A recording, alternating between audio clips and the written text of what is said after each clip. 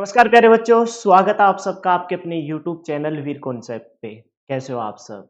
उम्मीद करते हैं कि सब स्वस्थ होंगे, मस्त होंगे और अपनी तैयारी को बहुत बेहतरीन तरीके से कर रहे होंगे। तो एक सीरीज हम स्टार्ट कर रहे हैं, जिसमें कंप्यूटर के 500 टॉप 500 क्वेश्चन मैं आपको कराने वाला हूँ।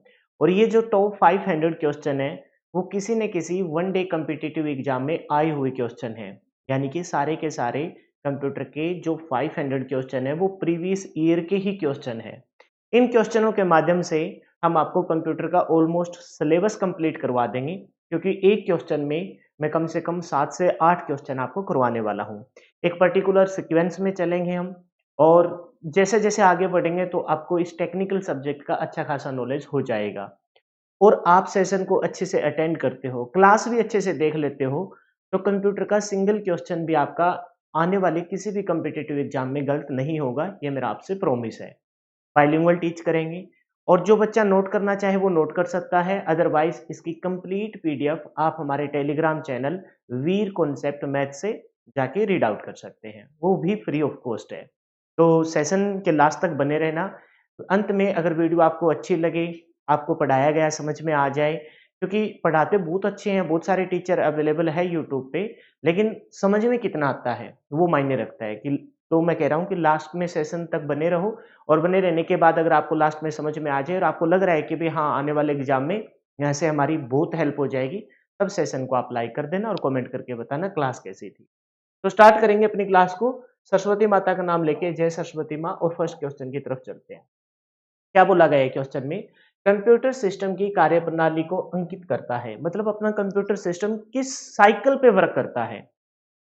ऑप्शन देखिए, पीआईओ, ओपीआई, आईपीओ और एपीओ। तो इसमें से अपना करेक्ट आंसर क्या हो जाएगा? अपना आंसर हो जाएगा जी आईपीओ। यानी कि अपना कंप्यूटर है वो इनपुट प्रोसेस आउटपुट के साइकिल पे काम करता है। इसकी इंटरनल प्रोसेसिंग में क्या होती है, जो आप और हम सब जो कंप्यूटर पे काम करते हैं, जिसे हम यूजर कहते हैं। अब यूजर क्या होता है? यूजर वो होता है जो कंप्यूटर के बेसिक सा एक नॉलेज जानता हो, बेसिक से कोई एक एप्लीकेशन रन कर पाए, चाहे वो सॉन्ग सुन ले, चाहे वो वीडियो देख ले, चाहे वो इसमें कोई गेम खेल ले। यानी कि वो सब के सब यूजर है। तो कोई यूजर कंप्यूटर को इनपुट देता है, कंप्यूटर उसकी प्रोसेसिंग करता है, और प्रोसेसिंग होने के बाद हमें फाइनल परिणाम या फिर फॉर्मेटेड फॉर्म में रिजल्ट दे देता है, जिसे हम आउटपुट कहते हैं। तो इसका बेसिक सा साइकिल क्या हो गया? Input process output. तो सबसे पहले तो इसकी फुल फॉर्म ही लिख लेते हैं। तो फुल फॉर्म क्या रहेगी? तो हम कहेंगे इनपुट, हम कंप्यूटर को क्या देते हैं जी? हम कंप्यूटर को इनपुट देते हैं। क्या देते हैं जी? इनपुट देते हैं, है ना? एक मिनट रुक जाइए। ठीक है, हम कंप्यूटर को क्या देते हैं? इनपुट देते हैं। कंप्यूटर उसकी क्या करता है? प्रोसेस करता है, और प्रोसेस होने के बाद हमें क्या देता है? एक आउटपुट देता है। तो अपना कंप्यूटर की साइकिल पे काम करता है, इनपुट प्रोसेस आउटपुट। अभी-अभी मैंने बताया कि जो इनपुट देने वाला है, अच्छा इससे पहले एक छोटा-सा बेसिक सा मैं एक डायग्राम आपके साथ शेयर कर रहा हूँ। कंप्यूटर को हम देने वाले हैं इनपुट, उसकी कंप्यूटर करेगा प्रोसेसिंग, और हमें क्या दे देगा? एक आउटपुट दे देगा। हमें क्या दे देगा? एक आउटपुट। तो वही बात एक बार फिर से लिख देते हैं। कंप्यूटर को हम देंगे एक इनपुट। अच्छा, ये जो इनपुट है, ये देगा कौन? तो आप कहोगे सर इनपुट देने वाले जो होते हैं वो होते हैं यूजर। कौन होते हैं जी? यूजर।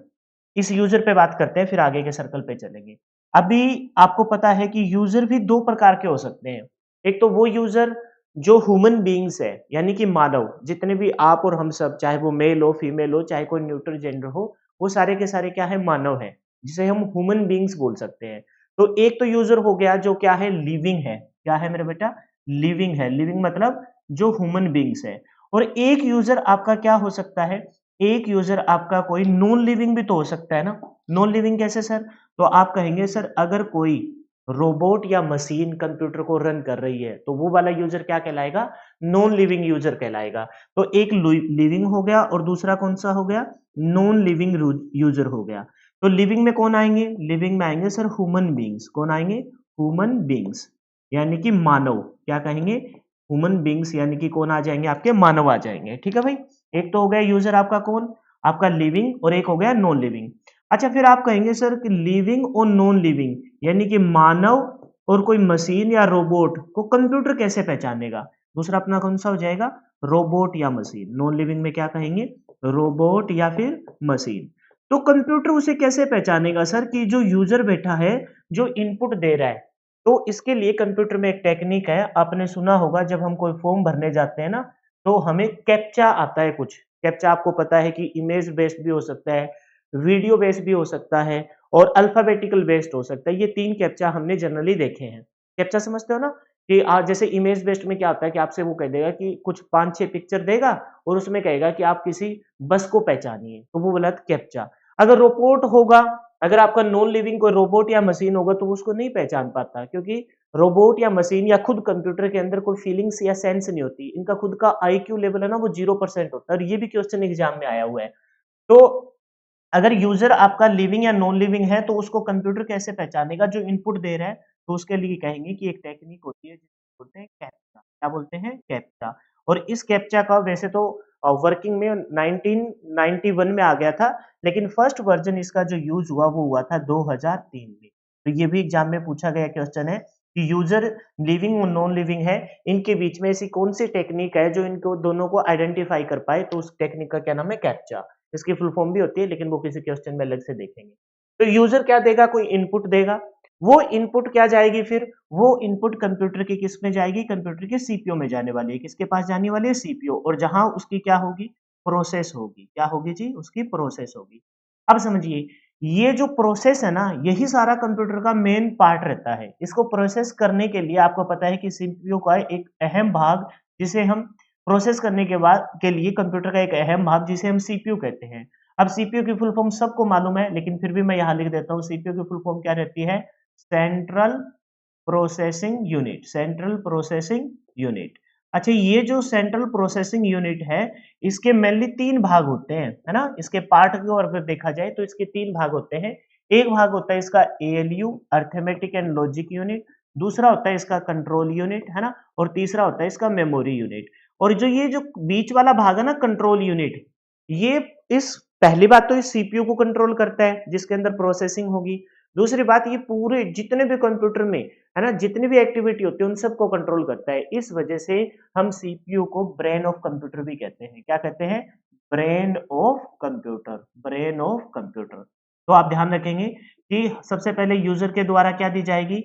इनपुट दी जाएगी। उस इनपुट की क्या होगी? प्रोसेसिंग होगी।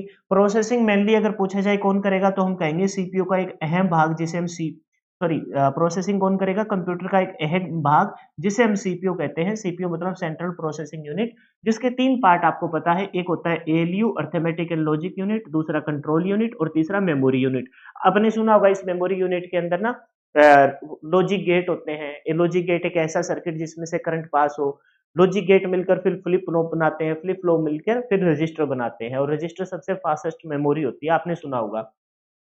अच्छा, ये कंप्यूटर को कंट्रोल करता है, पूरे कंप्यूटर को, सीपीयू को भी कंट्रोल करता है, पूरे कंप्यूटर की सारी एक्टिविटी को कंट्रोल करता है। इस वजह से हम कह सकते हैं कि सीपीयू को ही क्या कहा जाता है? ब्रेन ऑफ कंप्यूटर कहा जाता है। ठीक है, वो प्रोसेस होगी। प्रोसेस होने के बाद हमें जो आउटपुट मिलेगी, वो आपकी फाइनली इस परिणाम, आउटपुट में क्या मिलता है? आउटपुट में मिलता है आपका रिजल्ट या परिणाम मिलता है। अच्छा, फिर वो जो आउटपुट मिलेगी वो भी आगे चलकर फिर किसको मिलेगी? वो भी सर आगे चलकर यूजर को मिलने वाली है। किसको मिलने वाली है? यूजर। और फिर से वही बात आ जाएगी कि यूजर आपका लिविंग भी हो सकता है और नॉन लिविंग भी हो सकता है। और दोनों को आइडेंटिफाई करने के लिए हम किस टेक्निक का इस्तेमाल करते हैं? कैप्चा नाम की टेक्निक का इस्तेमाल करते हैं। अच्छा, अगर आपसे कोई ये पूछे कि जो आपने इनपुट दी है, इस इनपुट में क्या होता है? इनपुट में एक्चुअल में आप क्या देने वाले हो? आप कंप्यूटर को कोई भी इनपुट डिवाइस से, कोई भी इनपुट डिवाइस, कीबोर्ड, माउस, है ना, कोई भी इनपुट डिवाइस से आप इनपुट देने वाले हो। इस इनपुट में आखिरकार होता क्या है, और वहीं से भी क्वेश्चन पूछा गया है। तो एक बार मैं यहाँ बताता हूँ कि इनपुट में हम क्या देते हैं। इनपुट में हम क्या देते हैं? जैसे मैं आपको बताऊं, जैसे कोई आपने इनपुट दी, कंप्यूटर को आप इनपुट दे रहे हो 2+3, और कंप्यूटर उसकी क्या दे देगा? परिणाम दे देगा 5। अब ध्यान से समझिए इस बात को। ये जो आपने 2+3 लिखा है ना, ये तो है इनपुट, और ये जो इक्वल टू का साइन है ना, ये आपका है प्रोसेस, और ये आपकी क्या है? आउटपुट है। ये आपकी क्या है? आउटपुट। इनपुट देने वाला कौन है? आपके इनपुट देने वाले यूजर होते हैं। तो इनपुट में एक्चुअल में हम क्या देते हैं? तो इनपुट है ना, 2 पार्ट से मिलकर बना होता है। एक तो होता है जी डाटा।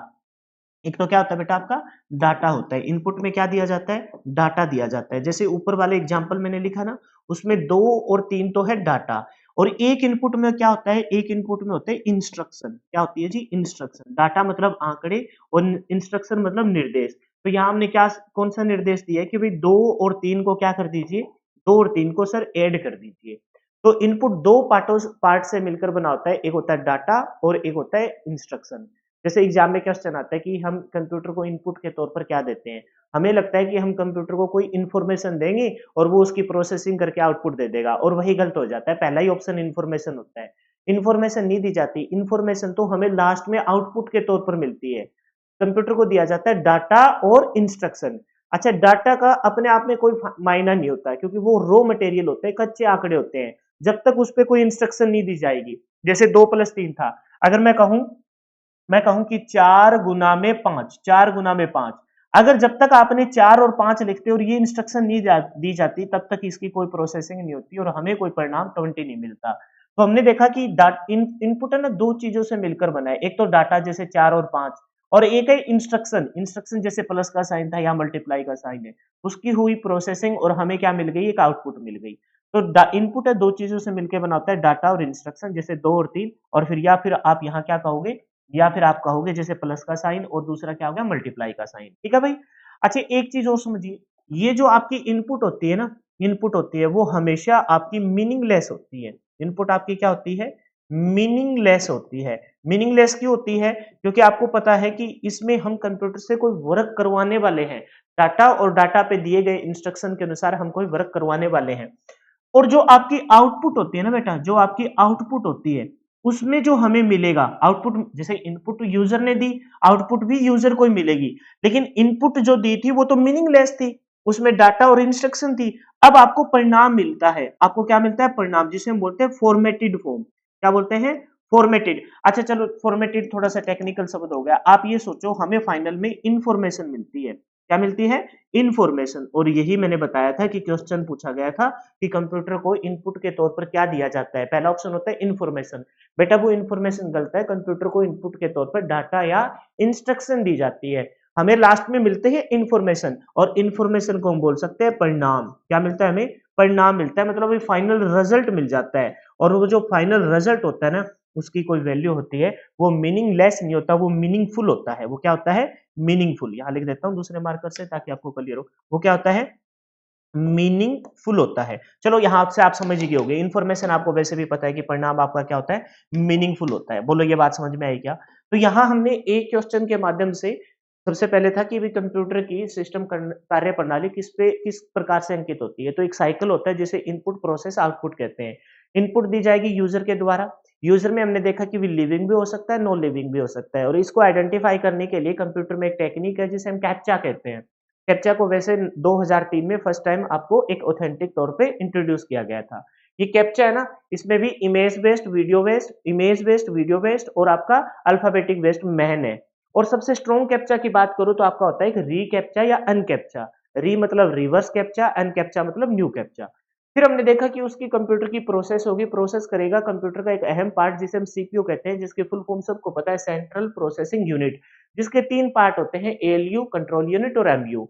फिर इसको देखा हमने कि जो ये कंट्रोल यूनिट है ना, ये कंप्यूटर की सारी एक्टिविटी को कंट्रोल करता है। इस वजह से कंप्यूटर को इस भाग को, जिसे हम सीपीयू कहते हैं, उसको क्या कह दिया, ब्रेन ऑफ कंप्यूटर कह दिया।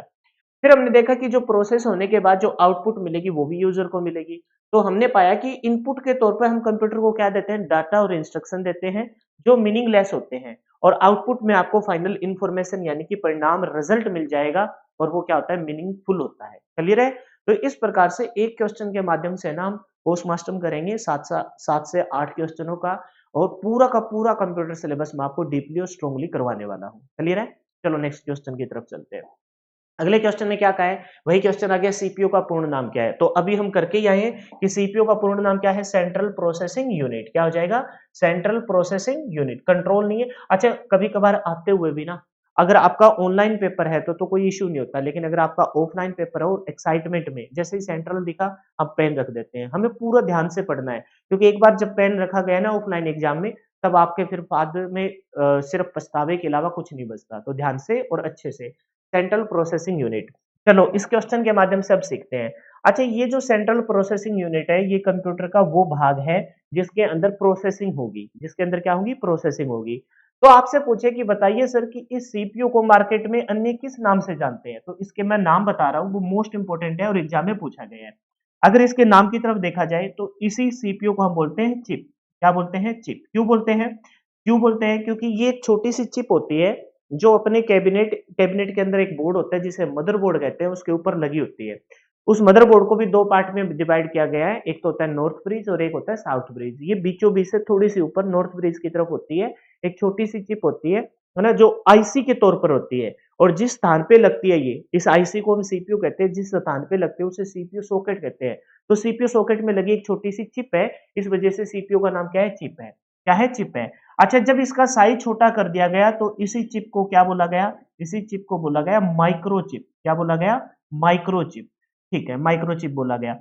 अच्छा, एक बात और समझिए, ये इसकी इस चिप के ऊपर ना बहुत सारे सर्किट लगे होते हैं, बहुत सारे सर्किट लगे होते हैं और वो जो सर्किट है ना, इन्हीं सर्किट को कंप्यूटर की भाषा में लॉजिक गेट कहते हैं। क्या कहते हैं? लॉजिक गेट कहते हैं। तो ये इसके ऊपर लगे बहुत सारे सर्किट, सर्किट की वजह से इसका नाम क्या बना?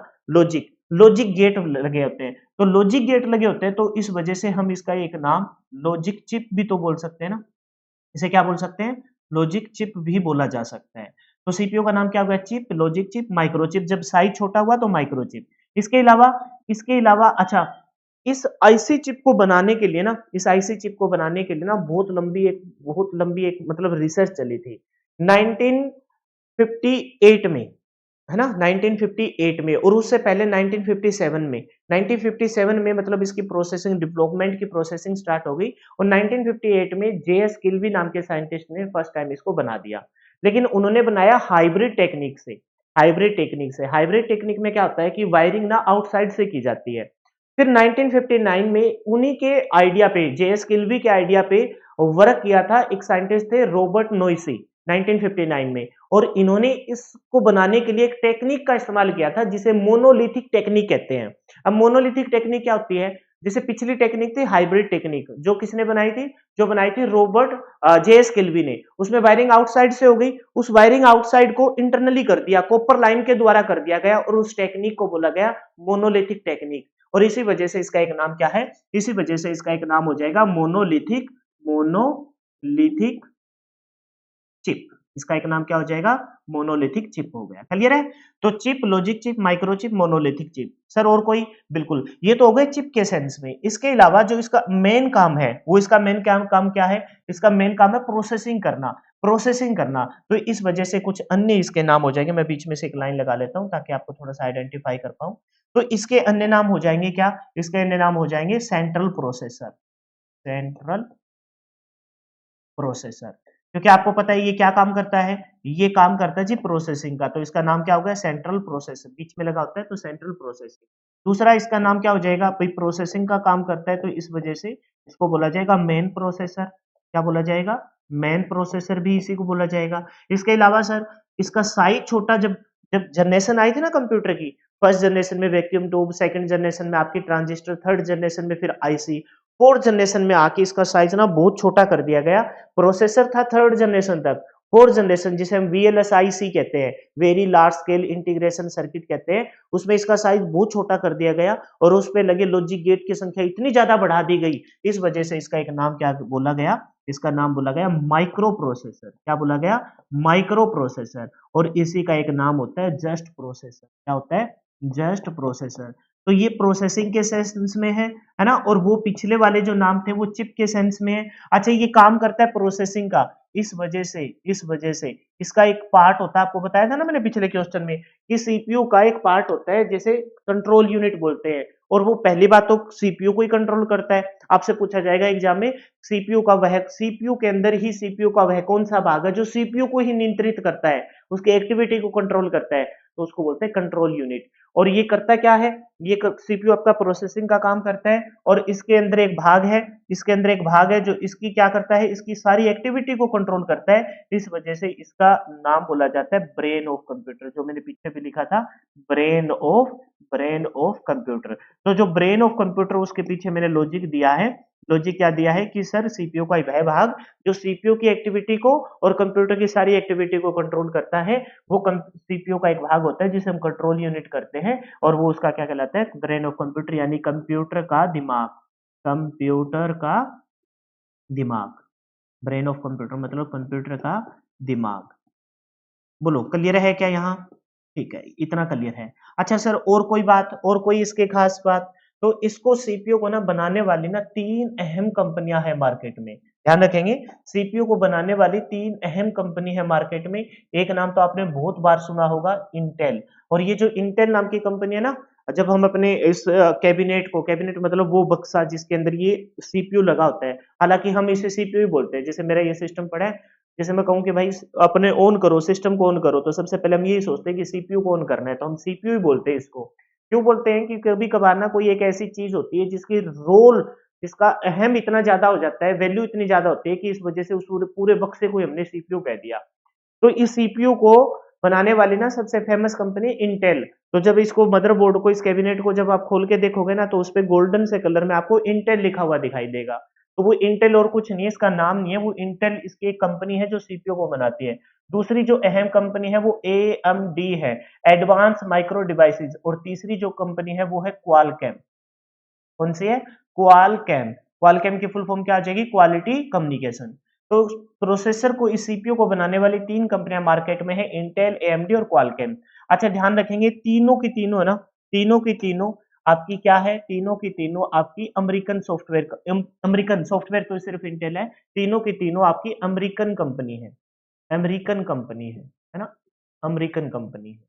अच्छा, दूसरी बात एक और समझिए, इंटेल को, मतलब इंटेल ने ना लगभग, ज्यादा तो नहीं कहूंगा मैं, 85 से 90% मार्केट में ना सीपीयू इंटेल के चल रहे हैं, है ना? सीपीयू आपके इंटेल के चल रहे हैं। उसको टक्कर देने वाली कंपनी आपकी एएमडी। एएमडी जो आपके ना राइजन सीरीज के आपके प्रोसेसर बनाते हैं, है ना? राइजन सीरीज के प्रोसेसर बनाती है। और जो क्वालकॉम आपके ना, वो आपने सुना होगा ना, एंड्रॉइड के एडवांस प्रोसेसर, जिसे हम क्या बोलते हैं? स्नैपड्रैगन। क्या बोलते हैं? स्नैपड्रैगन। तो इंटेल के तो सीपीयू, है ना, इसको टक्कर देने वाली प्रोसेसर है जिसको हम राइजन सीरीज के प्रोसेसर बोलते हैं। और क्वालकॉम बनाती है आपकी स्नैपड्रैगन के प्रोसेसर, जो ज्यादातर एंड्रॉइड फोन में यूज करते हैं। तो ये तीनों की तीनों क्या है?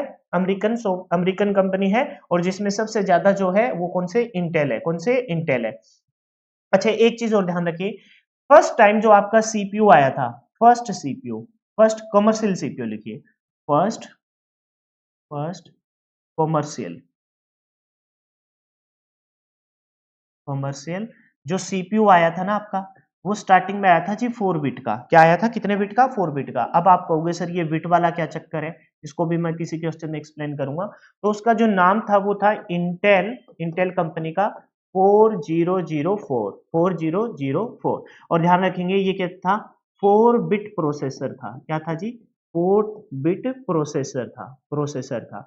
किस कंपनी ने बनाया? इंटेल कंपनी ने बनाया, है ना? 1970 की बात है ये। अच्छा, इसको बनाने वाले एक साइंटिस्ट थे, उसका नाम याद रख लीजिए आप, फेडरिको फांगिन। फेडरिको फेडरिको फागिन,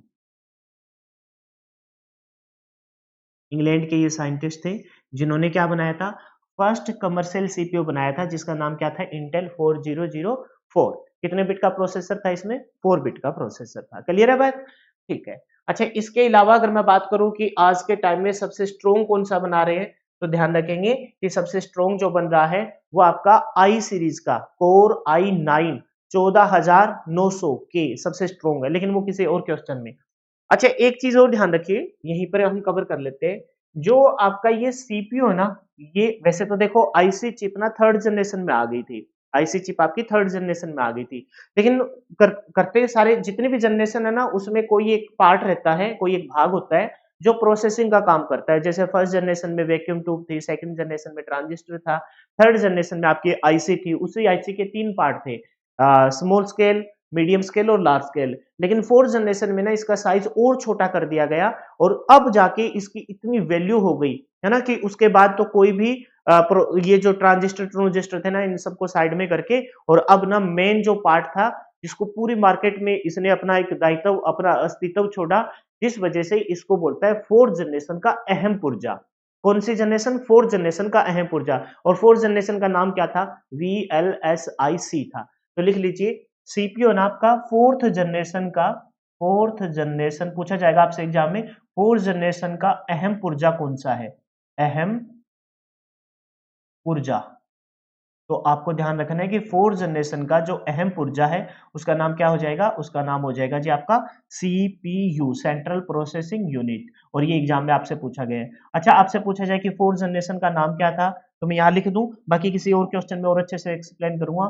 VLSIC पूरा नाम क्या हो जाएगा, very large scale integration chip, very large scale integration chip. बोलो क्लियर है क्या? तो इस क्वेश्चन के माध्यम से हमने देखा कि सीपीयू के अन्य नाम क्या रहेंगे, चिप, लॉजिक चिप, माइक्रोचिप और मोनोलिथिक चिप। उनके पीछे चिप है, चिप के सेंस में, इस वजह से इसके नाम। फिर ये प्रोसेसिंग का काम करता है, तो central processor, main processor, micro process, just processor इसका एक पार्ट होता है जो सीपीयू को नियंत्रित करता है और पूरी कंप्यूटर की एक्टिविटी को कंट्रोल करता है, जिस वजह से इसका नाम है ब्रेन, ब्रेन ऑफ कंप्यूटर। अच्छा, इसको बनाने वाली 3 अहम कंपनियां, इंटेल, एएमडी, क्वालकॉम।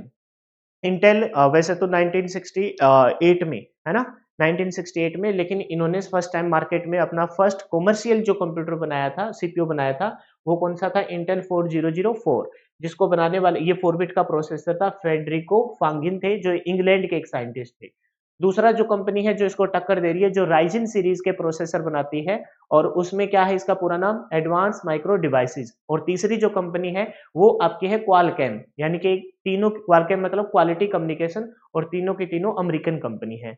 अब अगर आपसे ये पूछा जाए कि बताइए कि ये तो हो गया सीपीयू की बात, अगर आपसे मैं ये कहूं कि बताइए आईसी चिप को सबसे ज्यादा कौन सी कंपनी बनाती है, तो इस आईसी चिप को बनाने वाली ना एक कंपनी है जिसे बोलते हैं ताइवान सेमीकंडक्टर मैन्युफैक्चरिंग डिवाइसेस, इस प्रकार का एक नाम है।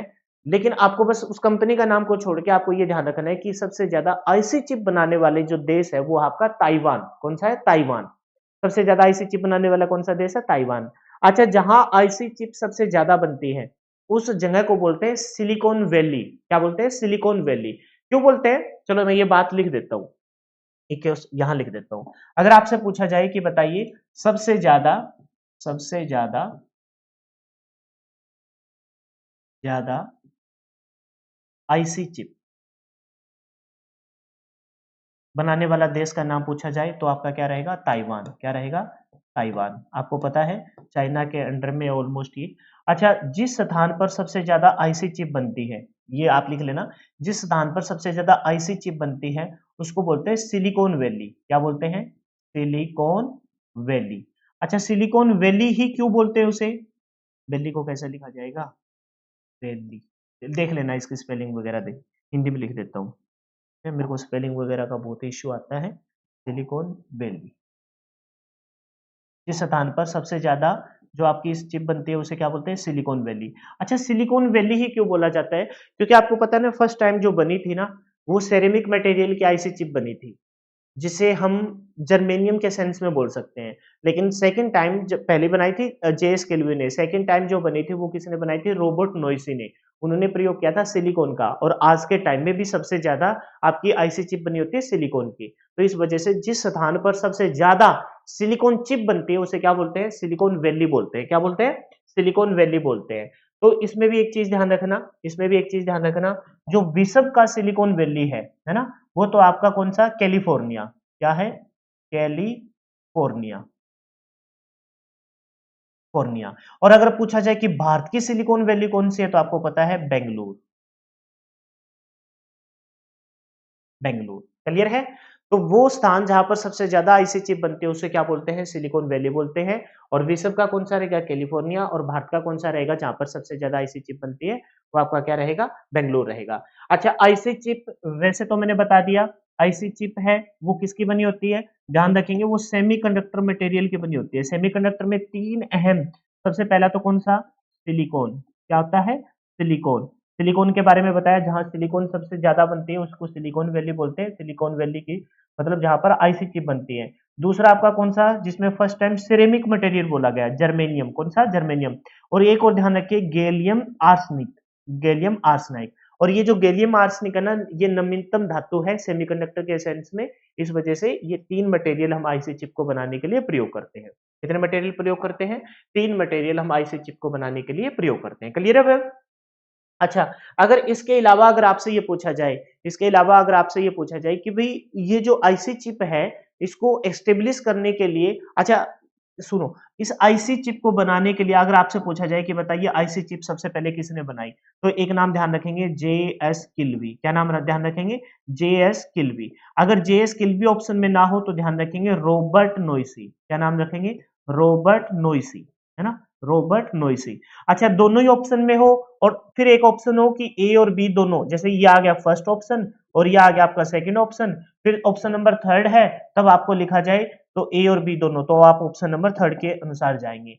लेकिन अगर ऑप्शन थर्ड ना हो, अगर आपसे ये पूछा जाए कि आईसी चिप का नाम एस्टेब्लिश किसने बनाया, पहला ऑप्शन है जे स्किल भी, दूसरा नोबर्ट, तीसरा एक साइंटिस्ट और चौथा है नन ऑफ दीज या ऑल ऑफ दीज, तब आपको जाना पड़ेगा जे स्किल्वी में, जे स्किल्वी की तरफ। इन्होंने जो बनाई थी, इन्होंने जो बनाई है वो 1958 में, और इन्हीं के आइडिया पे बेस पे 1959 में इन्होंने बनाई थी रॉबर्ट नोइसी ने। किसने बनाई थी? रॉबर्ट नोइसी ने। अच्छा ध्यान रखिए, यहां जो टेक्निक थी वो कौन सी थी? Hybrid technique. कौन सी टेक्निक थी? हाइब्रिड, हाइब्रिड टेक्निक थी। कौन सी टेक्निक का? Hybrid technique. हाइब्रिड टेक्निक क्या होती है? जिसमें वायरिंग है ना, वायरिंग जो आपकी होती है वो आउटसाइड से होती है। वायरिंग आपकी क्या होती है? आउटसाइड से होती है। और जबकि दूसरी जो बनी थी वो किसने बनाई थी? रॉबर्ट नोइसी ने। जिसने किस टेक्निक का प्रयोग किया? इन्होंने किया था, जिसका इसका नाम देखा था ना, ये रहा नाम, मोनोलिथिक चिप। तो आज के टाइम में भी मोनोलिथिक टेक्निक चल रही है। मोनोलिथिक टेक्निक, मोनोलिथिक टेक्निक का प्रयोग किया था। और मोनोलिथिक टेक्निक क्या होती है तो ध्यान रखेंगे, मोनोलिथिक टेक्निक में वायरिंग है ना इंटरनल होती है। वायरिंग क्या होती है? इंटरनल होती है। और जो वायरिंग होती है ना वो किसकी बनी होती है तो ध्यान रखेंगे, कॉपर लाइन की। किसकी बनी होती है? कॉपर लाइंस की ये वायरिंग होती है, कॉपर लाइंस की ये वायरिंग होती है। तो इतना आपको ध्यान रखना आईसी चिप के बारे में। किसके बारे में? आईसी चिप के बारे में। जहां सबसे ज्यादा बनती है उसको सिलिकॉन वैली कहते हैं। कैलिफोर्निया विश्व की है। कैलिफोर्निया किसकी है? विश्व की सिलिकॉन वैली है। और पूछा जाए कि भारत की सिलिकॉन वैली कौन सी है, तो ध्यान रखेंगे भारत की जो सिलिकॉन वैली है उसे बोला जाता है क्या? बेंगलुरु को। किसको बोला जाता है? बेंगलुरु को बोला जाता है। क्लियर है भाई? ठीक है, नेक्स्ट क्वेश्चन की तरफ चलिए। एएलयू किसका संक्षिप्त रूप है? जैसे फुल फॉर्म ना, पहले ना कंप्यूटर के एक या दो क्वेश्चन आते थे, तो ये क्वेश्चन आते थे पूरे सबसे ज्यादा, आईसी का पूरा नाम क्या है, पूर्ण रूप बताइए, संक्षिप्त रूप। और इसको भी बच्चे गलत कर आए थे, गलत करके आते थे, क्योंकि आईसी कंफ्यूज करता है कि इंटीग्रेटेड सर्किट पे निशान लगाएं या इंटीग्रेटेड चिप पे निशान लगाएं। फिर ये क्वेश्चन आता था कि सीपीयू की फुल फॉर्म क्या है, सेंट्रल प्रोसेसिंग यूनिट, है ना, उसमें भी बच्चे गलत कराते थे। सेंट्रल नाम देखा वही पेन रख दिया, ऑफलाइन पेपर होते थे ज्यादातर। फिर एक फुल फॉर्म आती थी एएलयू का पूरा नाम क्या है, उसमें भी बच्चे ना आते हुए भी गलत कर पाते थे। तो अभी इस एएलयू का पोस्टमार्टम करेंगे। अर्थमेटिक लीगल, अर्थमेटिक नाम देखा निशान लगा दिया, ले भाई गलत है भाई, ध्यान से देखिए। अर्थमेटिक लॉजिक यूनिवर्सल, दो नाम सही हो गए, यूनिवर्सल गलत हो गया। अर्थमेटिक लॉजिक यूनिट, तो हम किस ऑप्शन की तरफ जाएंगे? Arithmetic and logic unit. किसकी तरफ जाएंगे? Arithmetic and logic unit. तो जैसे हमने दो क्वेश्चनों का पोस्टमार्टम किया था, इस थर्ड क्वेश्चन का भी वैसे ही पोस्टमार्टम करना है। और हमें देखना है कि इस अर्थमेटिक एंड लॉजिक यूनिट को एक्चुअल में क्या इसका काम है, क्यों इसे इतनी अहमियत दी जाती है। तो आपको मैंने बताया कि जो सीपीयू होता है उसके तीन पार्ट होते हैं। सीपीयू के कितने पार्ट होते हैं बेटा? सीपीयू के तीन पार्ट होते हैं, एक बार मैं मेंशन कर देता हूँ। सबसे पहला होता है आपका एएलयू, जो आपके क्वेश्चन दे रखा है, arithmetic and logic unit, arithmetic and logic unit. दूसरा होता है आपका सीयू, जिसे हम बोलते हैं कंट्रोल यूनिट, जो कंप्यूटर की सारी एक्टिविटी को कंट्रोल करता है, इस वजह से इसको क्या बोला जाता है? इस वजह से इसको ब्रेन ऑफ कंप्यूटर बोला जाता है अपने सीपीयू को। और तीसरा होता है अपना मेमोरी यूनिट, जो कंप्यूटर का अहम भाग है ना, अहम भाग है। इसी के अंदर अपने होते हैं logic gate, register, flip flop, है ना, ये सारे के सारे। तो सीपीयू के हमने देखे तीन भाग होते हैं। सीपीयू के कितने भाग होते हैं बेटा? तीन भाग होते हैं। सबसे पहला भाग एएलयू, दूसरा भाग आपका सीयू जिसे हम कंट्रोल यूनिट बोलते हैं, और तीसरा भाग अपना बेटा कौन सा हो जाएगा? तीसरा भाग हो जाएगा आपका मेमोरी यूनिट। कौन सा हो जाएगा जी? Memory unit. तो हमें पता है कि ये जो एएलयू है, अर्थमेटिक एंड लॉजिक यूनिट, इसके नाम के पीछे ही सारी कहानी छुपी है। पूर्ण नाम हो गया अर्थमेटिक एंड लॉजिक यूनिट। ये करता क्या है तो ध्यान रखेंगे, ये दो प्रकार के काम करता है। पहला अगर काम देखा जाए तो ये अर्थमेटिक नाम आया ना, तो ये मैथमेटिक्स, मैथमेटिक ऑपरेशन जो होते हैं, मैथमेटिक ऑपरेशन होते हैं ना, उनको सोल्व करता है। ऑपरेशन, मैथमेटिक ऑपरेशन को सोल्व करता है। अब मैथमेटिक ऑपरेशन में क्या आएगा? आपको प्लस करना है ना, आपको माइनस करना है, आपको मल्टीप्लाई करना है, और या फिर आपको क्या करना है? डिवाइड करना है। तो ये आपके मैथमेटिक ऑपरेशन को हल करेगा। दूसरा जो इसका काम है वो आपका है लॉजिक ऑपरेशन को हल करना। किसको हल करना? लॉजिकल ऑपरेशन को हल करना। अब लॉजिकल में क्या आता है? आपने सुना होगा ना, कंपटीशन लाइन की जब तैयारी करते हैं तो लॉजिकल ऑपरेशन मतलब रीजनिंग एक प्रकार की, क्या? लेस देन, है ना, ग्रेटर देन, दूसरा क्या? लेस देन, ग्रेटर देन, फिर क्या? लेस देन इक्वल टू, या फिर ग्रेटर देन इक्वल टू, या फिर इक्वल टू, है ना, या फिर आपका नॉट इक्वल टू। तो ये सारे के सारे क्या है? लॉजिकल ऑपरेशन है। मैथमेटिकल ऑपरेशन और दूसरा क्या आपका होगा? Logical operation. ठीक है, ये अपने किसके काम हो गए? अर्थमेटिक लॉजिक यूनिट में एएलयू के काम हो गए। एक मिनट हो जाएगी, ये तीर के निशान, है ना, ये अपनी अर्थमेटिक के तीन भाग बताए। तो सबसे पहला मैंने क्या बताया था? एएलयू। तो ये काम हो गए किसके? आपके एएलयू के काम हो गए। एएलयू में क्या होता है सर? एएलयू में एक तो होता है आपका मैथमेटिक ऑपरेशन हल, एक तो होता है अपना मैथमेटिकल ऑपरेशन हल, और दूसरा होता है सर अपना लॉजिकल ऑपरेशन। कौन सा होता है? Logical operation. अच्छा, एक भाग अपना क्या है? Control unit. एक भाग क्या है? अपना कंट्रोल यूनिट। तो ध्यान रखेंगे कि ये जो कंट्रोल यूनिट है ना, ये कंप्यूटर की सारे ऑपरेशन को दिशा निर्देश देता है। तो लिख देंगे कंप्यूटर को दिशा निर्देश क्या करता है? दिशा निर्देश देता है, और इसी वजह से दिशा निर्देश देता है ना, मतलब सारी की सारी एक्टिविटी यही कंट्रोल करवाता है। कौन? आपका कंट्रोल यूनिट। और इसी वजह से इसको क्या बोला जाता है? ब्रेन ऑफ कंप्यूटर बोला जाता है। और ये क्वेश्चन भर भर के आपके एग्जाम में पूछा गया है। इसी वजह से इसका नाम क्या रहेगा? Brain of computer. अच्छा, जो मेमोरी यूनिट होती है ना, मेमोरी यूनिट होती है ना, इसके अंदर सबसे पहले तो होते हैं लॉजिक गेट। क्या होते हैं? लॉजिक गेट होते हैं। लॉजिक गेट आपके मिलकर बेटा फिर बनाते हैं फ्लिप फ्लॉप। क्या बनाते हैं?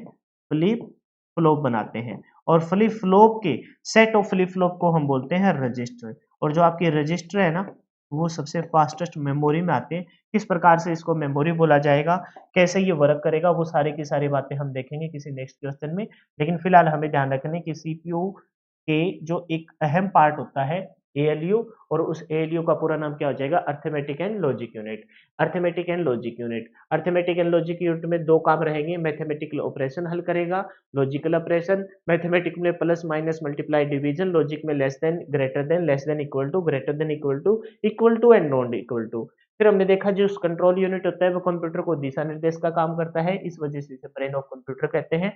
मेमोरी यूनिट में होता है लॉजिक गेट। लॉजिक गेट क्या होते हैं? एक इलेक्ट्रॉनिक सर्किट होता है जिसमें से, जैसे मान के चलो ये अपना पीसी है, तो ये पावर सप्लाई यहाँ से मैं दे रहा हूँ, ये पावर सप्लाई इसको दे रहे हैं तभी तो ये चल रहा होगा। तो पावर सप्लाई मतलब जो करंट आ रहा है वो किसी वायर से आ रहा है। तो ठीक उसी प्रकार से कंप्यूटर भी तो अपना क्या है? कंप्यूटर अपना एक इलेक्ट्रॉनिक्स डिवाइस है, क्योंकि वो चलता तो इलेक्ट्रिसिटी से है। तो सारे के सारे कंपोनेंट इसके किससे चलेंगे? विद्युत से चलेंगे। वो बात अलग है एसी से चलेंगे, डीसी से चलेंगे, तो वो हमें भी सीखना है। एक होता है स्विच मोड पावर सप्लाई, जिसकी पावर सप्लाई को स्विच कर देता है ना। एसी को हम क्या कर देते हैं? डीसी में कन्वर्ट कर देते हैं। तो वो वाली बात की बातें हैं, लेकिन चलता तो विद्युत से, इतना तो क्लियर हो गया। विद्युत से चलता है तो इसके ऊपर सारे के सारे ऐसे सर्किट होंगे जिनमें से करंट पास हो जाए। और उसका एक अहम पार्ट जिसे हम बोलते हैं सीपीयू, और सीपीयू बनाता है अपना सिलिकॉन का। सिलिकॉन का बना क्यों होता है? क्योंकि सिलिकॉन की एक प्रॉपर्टी होती है, जो करंट पास में तो कंडक्टर की तरह बिहेव करता है, और जब हीट प्रोड्यूस की बात आए तो इंसुलेटर की तरह बिहेव करता है। मतलब करंट तो पास होने देगा और गर्म नहीं होगा, हीट प्रोड्यूस नहीं होगा। क्योंकि हीट अगर प्रोड्यूस होगी तो एक छोटी सी चिप में ना, जिसका इतना सा साइज है, उसमें हजारों लाखों की तादाद में छोटे छोटे सर्किट लगे होते हैं। उन्हीं सर्किट में से करंट पास होगा, और उन्हीं सर्किट को हम क्या कहते हैं? लॉजिक गेट कहते हैं। ये लॉजिक गेट मिलकर क्या बनाते हैं? फ्लिप फ्लॉप बनते हैं। बहुत सारे लॉजिक गेट, मतलब 7 लॉजिक 8 लॉजिक गेट लगा के हमने एक एक सेट बना दिया। जैसे ऐसे सुनो, इस घर में मेरे टोटल ना 8 कमरे हो गए, तो लेकिन कमरों को मिलाकर एक घर बना। कमरों को मिलाकर क्या बना? एक घर मिला, घर बना। तो ये कमरे तो हो गए लॉजिक गेट, क्या हो गए? Logic gate. और ये घर क्या हो गया? घर हो गया आपका फ्लिप फ्लॉप। और ये सारे घर मिलाकर मेरा गांव बना, और इसको बोल दिया रजिस्टर। तो लॉजिक गेट मिलकर फ्लिप फ्लॉप मिलकर रजिस्टर बनाएंगे। और जो रजिस्टर होते हैं ना, वो फ्लिप फ्लॉप होते हैं अपने सिंगल बिट स्टोरेज डिवाइस, मतलब एक बिट को स्टोर करेगा। कैसे स्टोर करेगा? क्योंकि एक ही बिट की सारा खेल है इसमें। एक बिट का कैसे? क्योंकि कंप्यूटर के अंदर एक लैंग्वेज होती है जिसके ऊपर ये वर्क करता है, जिसे हम बाइनरी या मशीन लैंग्वेज कहते हैं। उसमें या तो 0 होता है या 1 होता है। तो ये या तो 0 को स्टोर करेगा या 1 को स्टोर करेगा। 0 और 1 को स्टोर करेगा, उसी सेंस में इसको बोला जाता है single bit storage device. Single bit storage device. Flip flop होता है अपना सिंगल बिट स्टोरेज डिवाइस।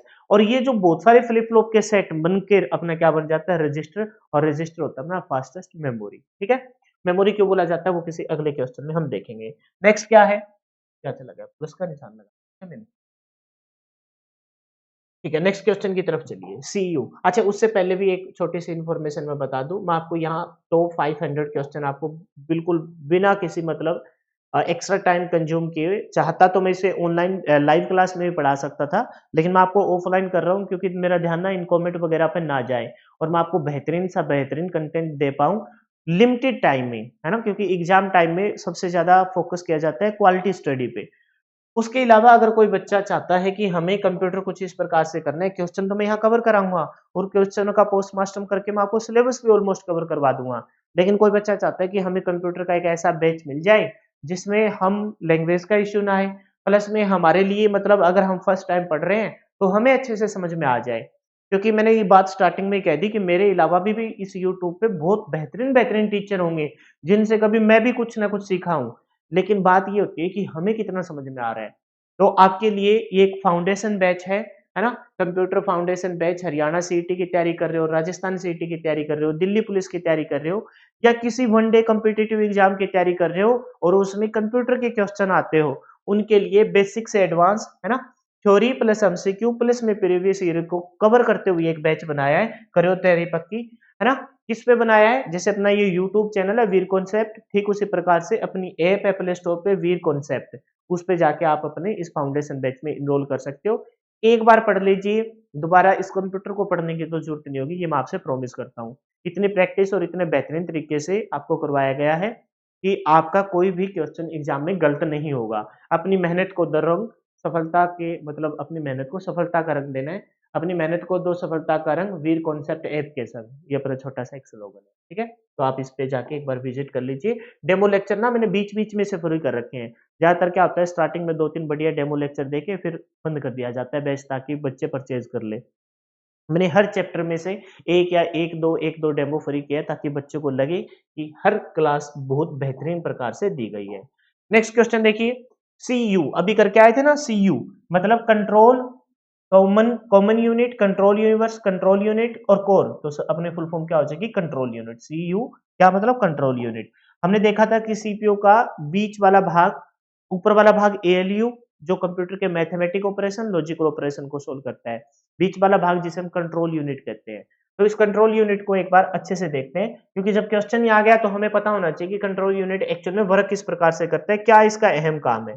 तो एक तो हमने देखा कि कंट्रोल यूनिट क्या करता है, दिशा निर्देश। क्या करता है, कंप्यूटर को दिशा निर्देश देता है। कंप्यूटर को क्या देता है जी, दिशा निर्देश देता है। दिशा निर्देश का एक्चुअल में मतलब क्या है, तो हम कहेंगे ये कंप्यूटर की सारी कंप्यूटर बोल दो, है ना, कंप्यूटर के अंदर लगे सीपीयू को, है ना, सीपीयू की, वैसे तो कंप्यूटर ही समझिए, कंप्यूटर बोलेंगे ना तो पूरा का पूरा सीपीयू भी उसमें शामिल हो जाएगा और अदर कंपोनेंट भी इसमें शामिल हो जाएंगे। तो ध्यान रखेंगे कि ये कंप्यूटर की सारी एक्टिविटी को कंट्रोल करता है। तो क्या लिखेंगे, control all activity, control all activities, activities किसकी सारी, तो हम कहेंगे कंप्यूटर की सारी एक्टिविटी को कंट्रोल करता है, उसको दिशा निर्देश देता है।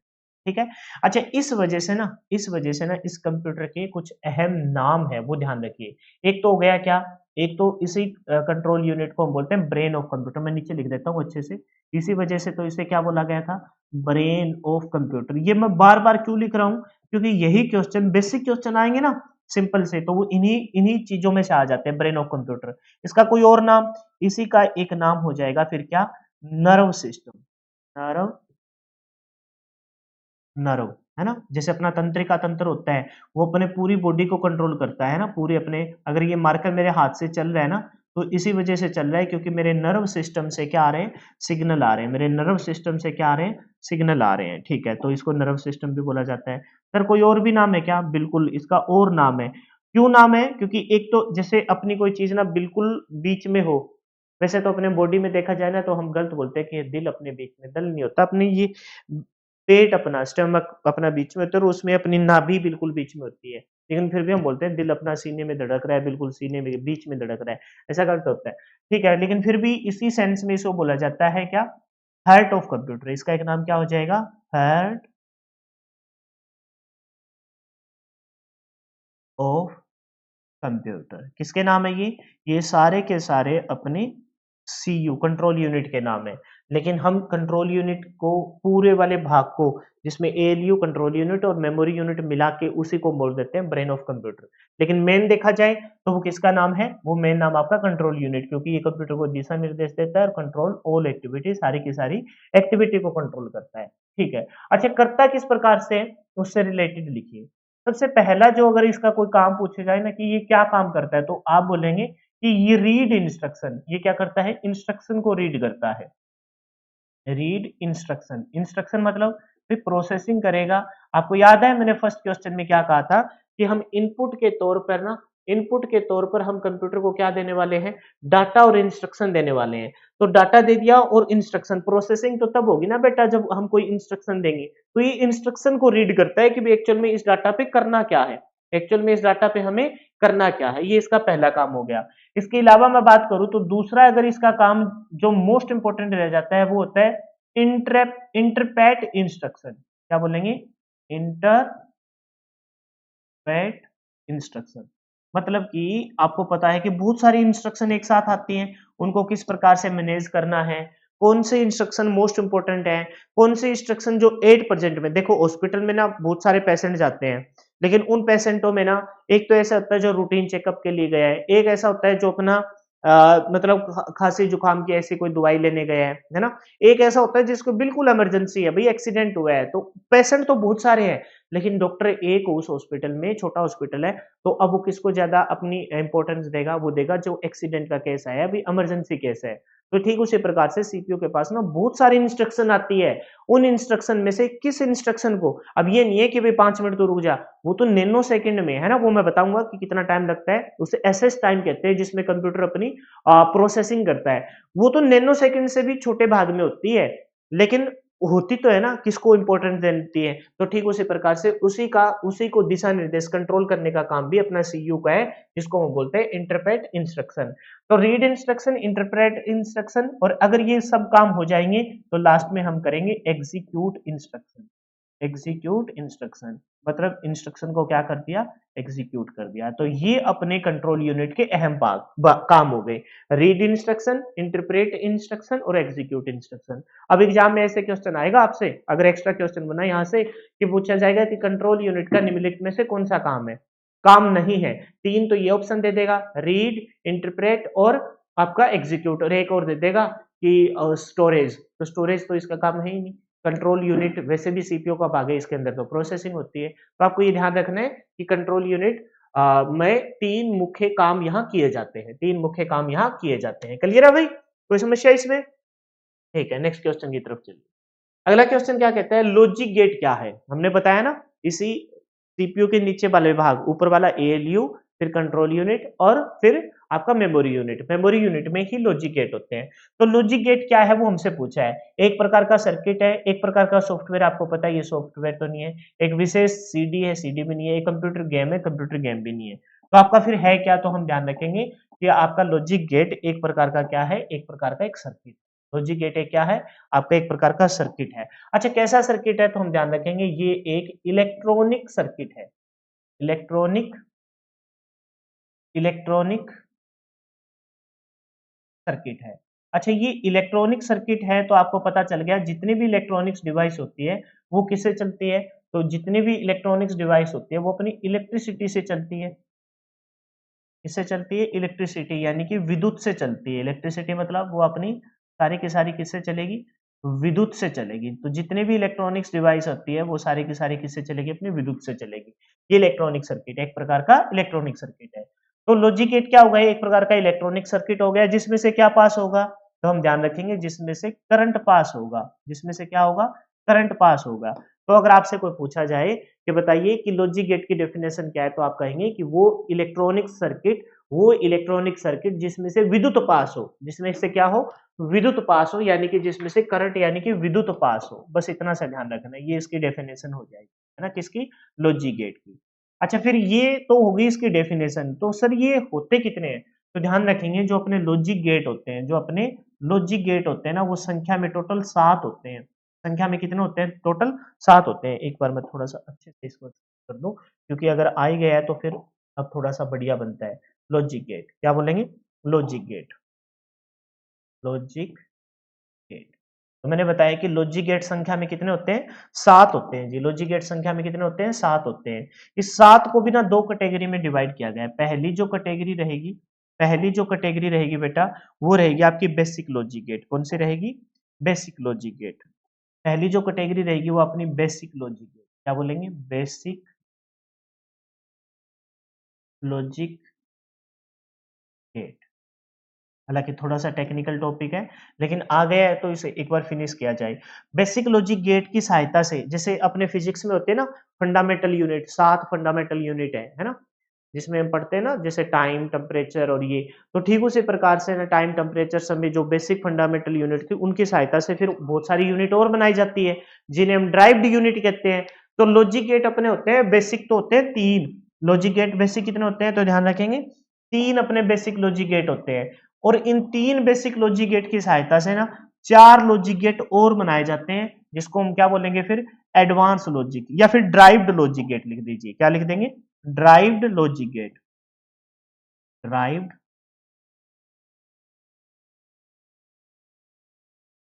लॉजिक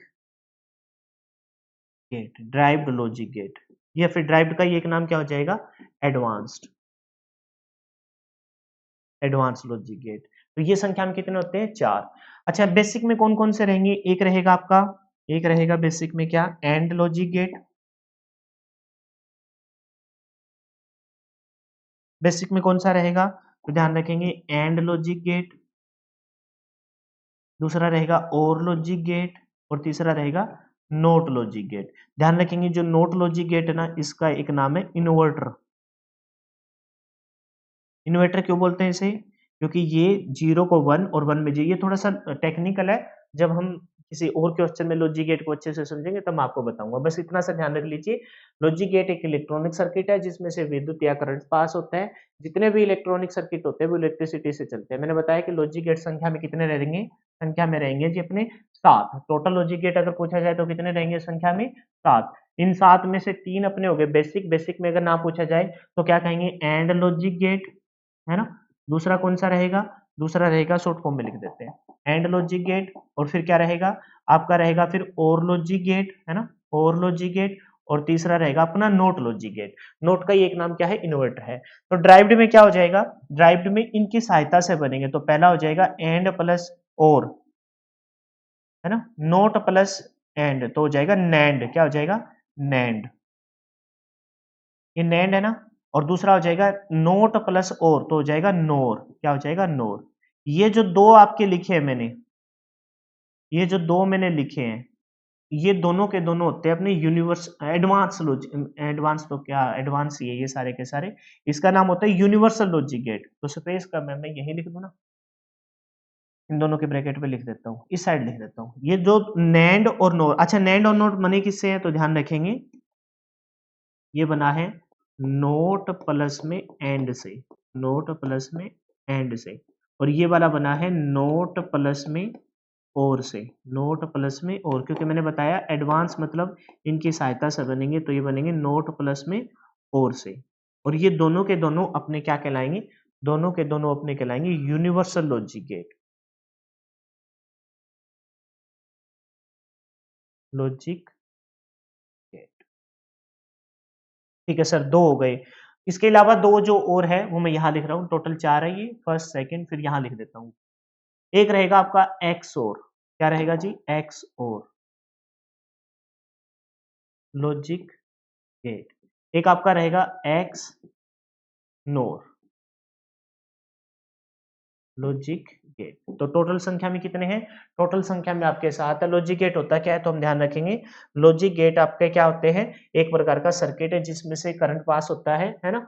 और ये संख्या में 7 होते हैं, बेसिक में 3 और एडवांस में 4, नैंड और नोर। अच्छा ध्यान रखिए, जो नैंड और नोर है उनको यूनिवर्सल लॉजिक गेट पूछा जाता है। पेपर में क्वेश्चन आ जाएगा निम्नलिखित में से कौन सा यूनिवर्सल लॉजिक गेट है?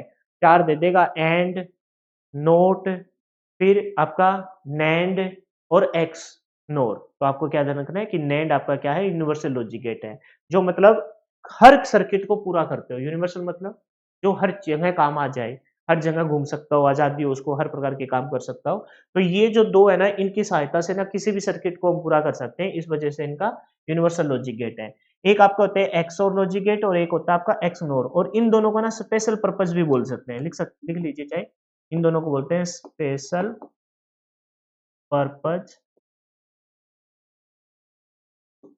लॉजिक गेट, यानी कि ये किसी स्पेशल पर्पस के लिए आपके बनाए गए हैं, और वो स्पेशल पर्पस के लिए बनाए गए हैं, तो किसी स्पेशल पर्पस के लिए प्रयोग होने वाले लॉजिक गेट कौन से रहेंगे? एक्स और एक्स नोर, एक्स और एक्स नोर।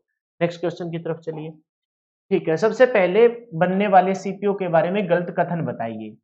तो क्या बोला है? यह इंटेल कंपनी के द्वारा बनाया गया था, मैंने बता दिया था आपको स्टार्टिंग में। ये किसके द्वारा बनाया गया है? Intel company. इसका नाम इंटेल, सबसे पहला जो कमर्शियल बना था वो कौन सा था? 4004 था, जो कि 4 बिट प्रोसेसर था, ये बात भी मैं आपको बता चुका।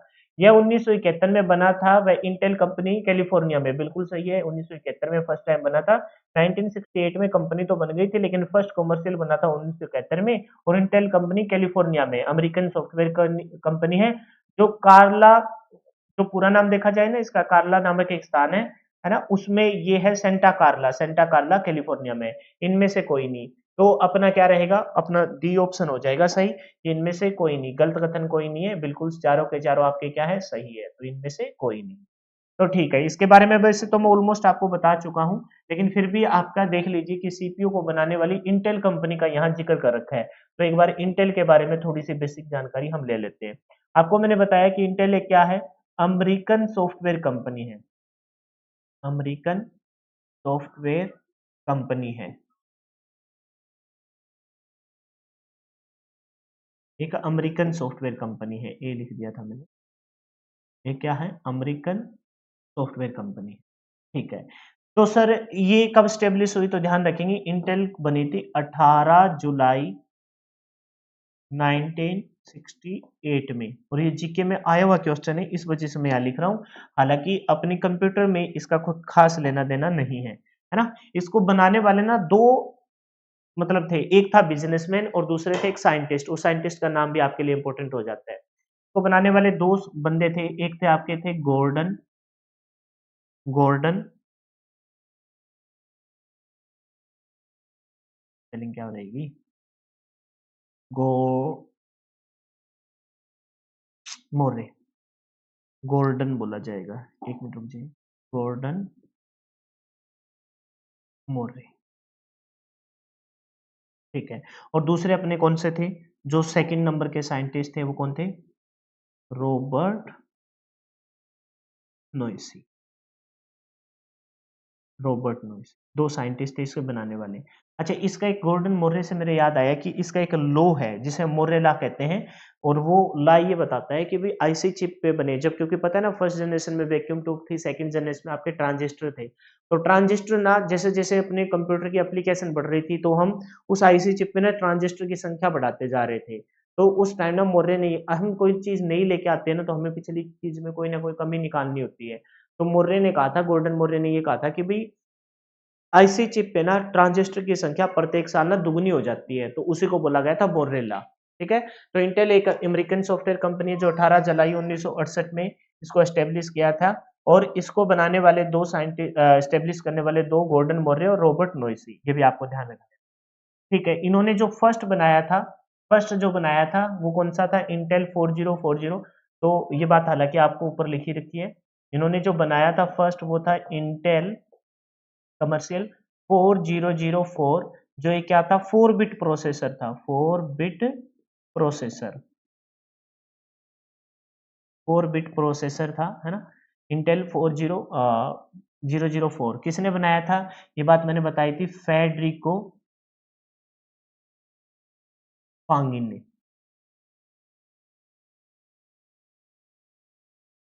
फांगिन ने। इसको बनाने वाले साइंटिस्ट का नाम क्या था? फेडरिको फांगिन। अच्छा, 8% में ना इंटेल कंपनी, 8% में इंटेल कंपनी ना बहुत स्ट्रॉन्ग प्रोसेसर बना रही है, और वो कौन से हैं? Core i3, i5, i7, i9, इस प्रकार के स्ट्रॉन्ग प्रोसेसर बना रही है। और एक चीज और ध्यान रखनी, इसमें ना आई स्टैंड फॉर इंटेल नहीं है, वो है इंटेनियम। इंटेनियम, क्योंकि हम सोचते हैं कि भाई इंटेल के ही बन रहे हैं, तो इंटेल नहीं है, वो इंटेनियम है। इन, इंटेनियम, ठीक है। और जो अभी 8% में इसका स्ट्रॉन्गेस्ट पूछा जाए, स्ट्रॉन्गेस्ट प्रोसेसर, 8% में इंटेल का सबसे स्ट्रॉन्गेस्ट, और या फिर बोला जाए लेटेस्ट,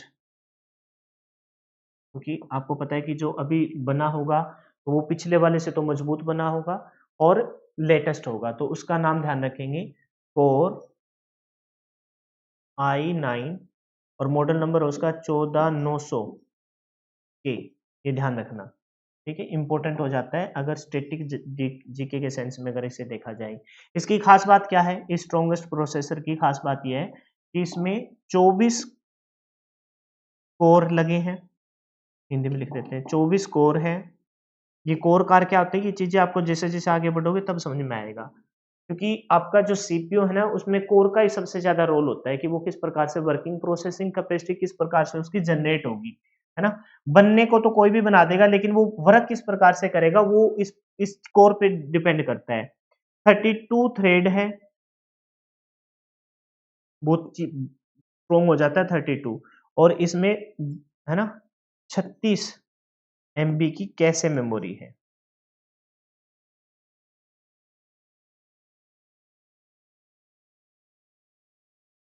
कैशे मेमोरी सीपीयू का ही भाग होती है, जो सीपीयू को इंटरनली, सीपीयू का वह कौन सी मेमोरी जो सीपीयू के अंदर ही इनबिल्ट होती है, ऐसे भी क्वेश्चन पूछा जाता है कैसे मेमोरी, उसमें भी 3 पार्ट होते हैं, लेवल 1, लेवल 2, लेवल 3, ठीक है। वो सब चीजें हम आगे चलकर देखेंगे।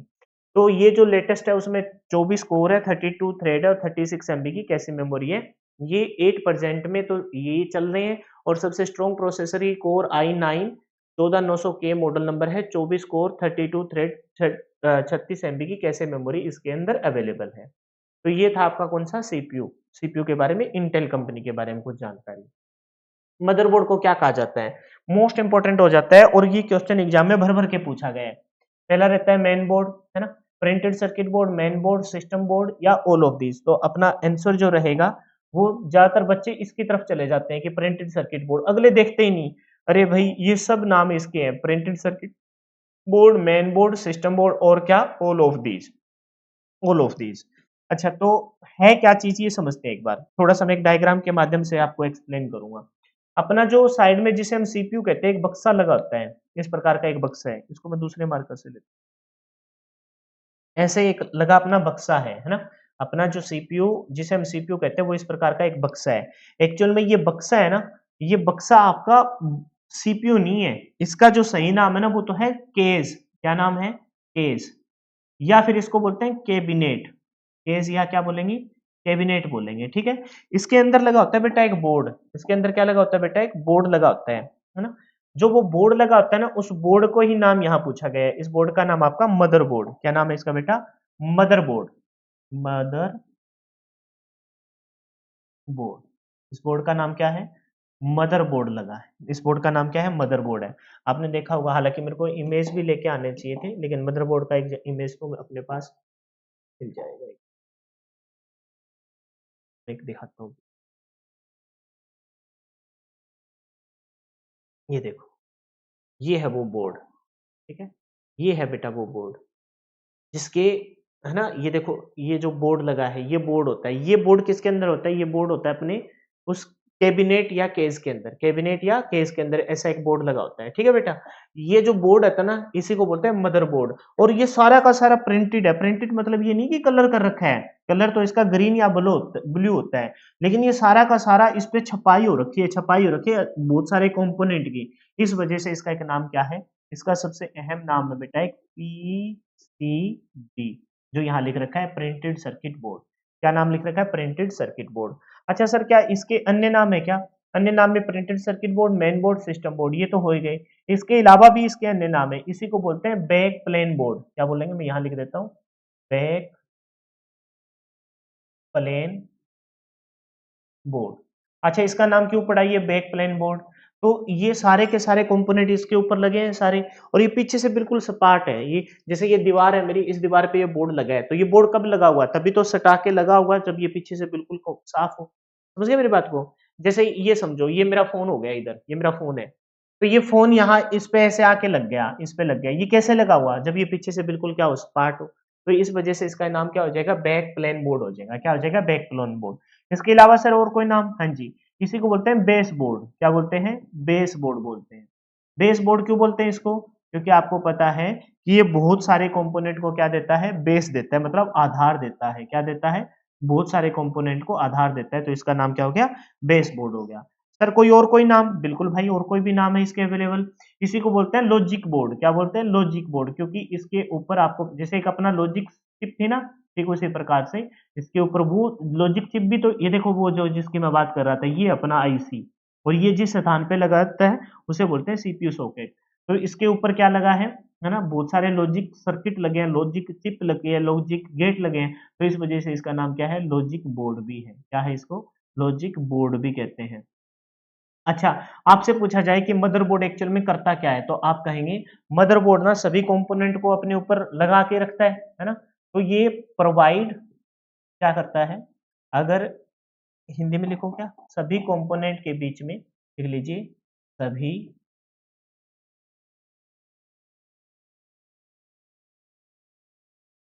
कंपोनेंट्स। कंपोनेंट्स को हिंदी में क्या कहेंगे? घटक, घटकों, मतलब जो कंपोनेंट्स लगे हैं, सभी कंपोनेंट के बीच में क्या प्रोवाइड करवाता है? ये कम्युनिकेशन प्रोवाइड करवाता है।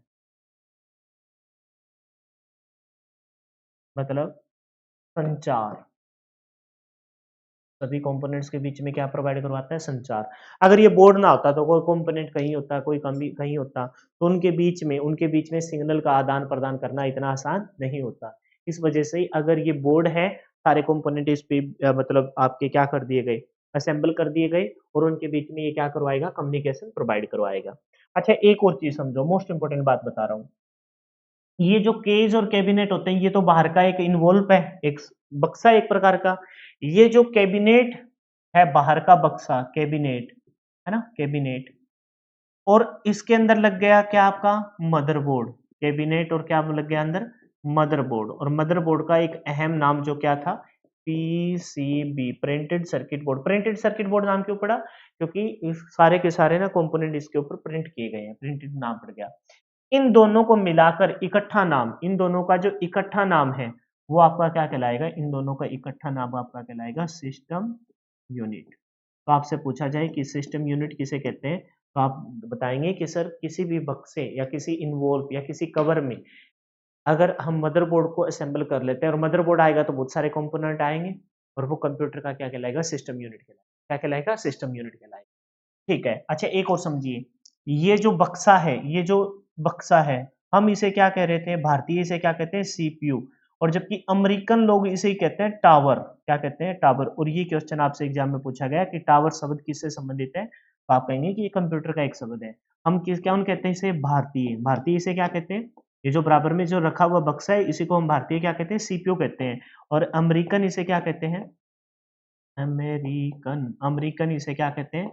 इसे कहते हैं अपना टावर। क्या कहते हैं? टावर। तो आपसे पूछा गया एग्जाम में कि टावर शब्द किससे संबंधित है, तो टावर शब्दावली किससे रिलेटेड है, टर्मिनोलॉजी किससे रिलेटेड है, तो अपनी कंप्यूटर से संबंधित है। क्लियर है?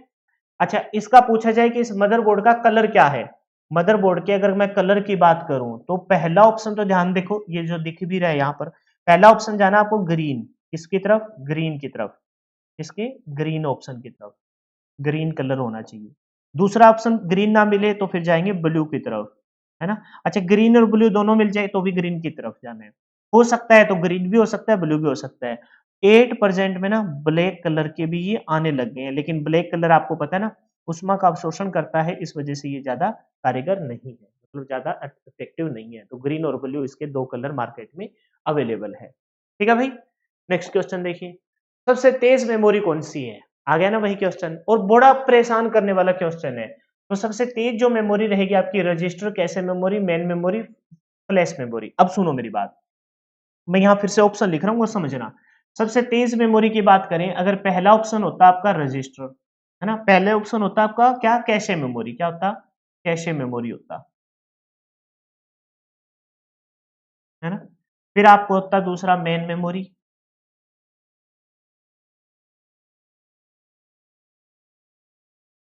फिर तीसरा ऑप्शन होता है आपका क्या, फ्लैश मेमोरी,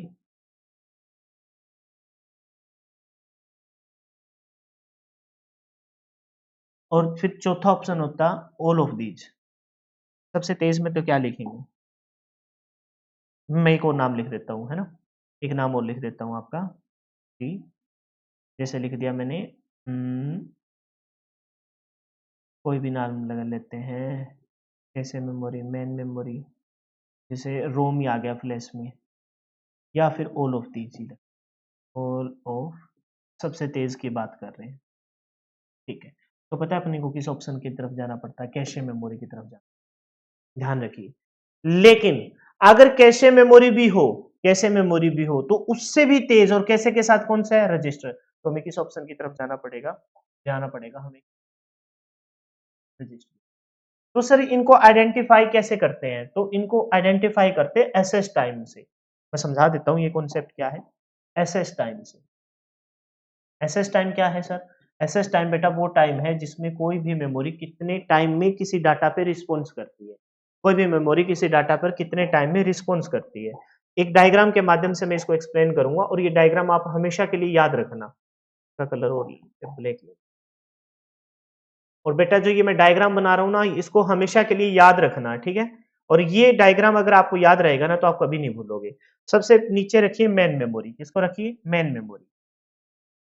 मेन मेमोरी को भी बाद में रखेंगे चलो, ठीक है। सबसे पहले देखिए नॉन वोलाटाइल, जिसको हम बोलते हैं क्या, permanent memory, non volatile, non volatile, मैं समझाऊंगा आपको, मेमोरी, चिंता मत कीजिए, ठीक है, नॉन वोलाटाइल मेमोरी। फिर उसके बाद रखिए बेटा मेन मेमोरी को,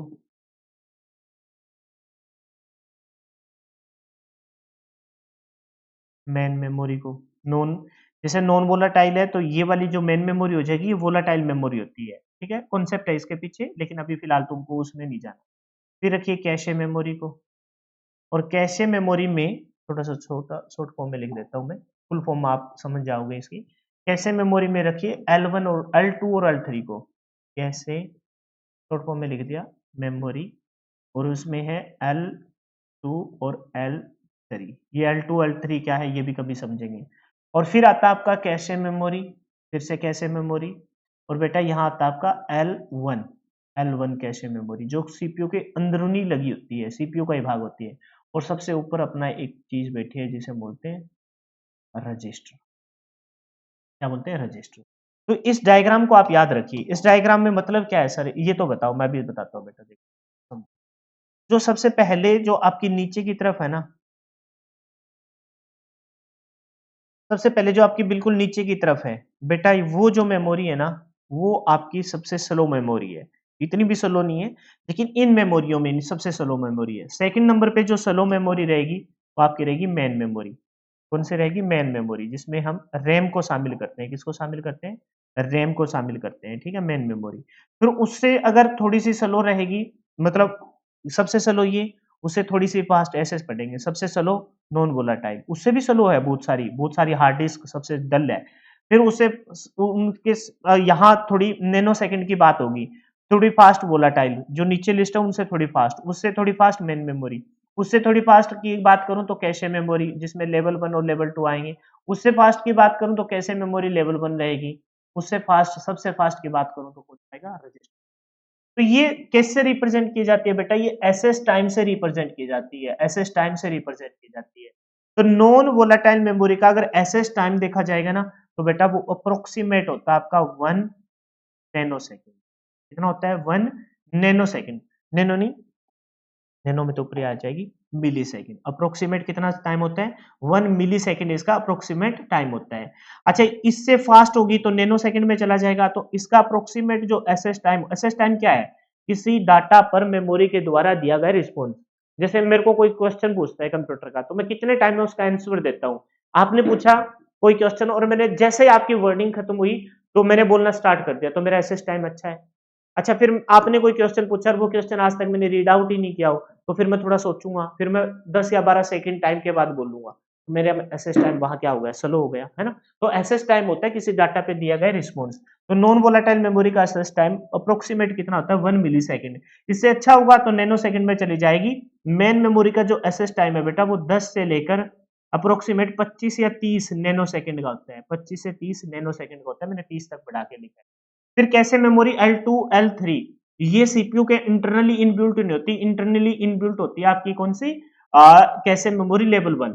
तो इसका जो एसएस टाइम है बेटा वो और अच्छा हो जाएगा, और इसका एसएस टाइम रहेगा वो 3 से लेकर 10 नैनो सेकंड तक रहेगा, 3 से लेकर 10 नैनो सेकंड तक रहेगा। अब बात करते हैं इन दोनों के एसएस टाइम की, तो इन दोनों का जो एसएस टाइम है, दोनों को इकट्ठा ही लिख रहा हूं, वो लेस देन 1 नैनो सेकंड होता है, मतलब इतनी फास्ट ये प्रोसेस करती है, लेस देन 1 नैनो सेकंड होता है, लेस देन 1 नैनो सेकंड का इनका एसएस टाइम होता है। तो दोनों का सेम रहता है, तो फिर सर इन दोनों को क्यों रखते हैं, तो समझिए, मैं उस वहां थोड़ी सी एक बात बताता हूं आपको।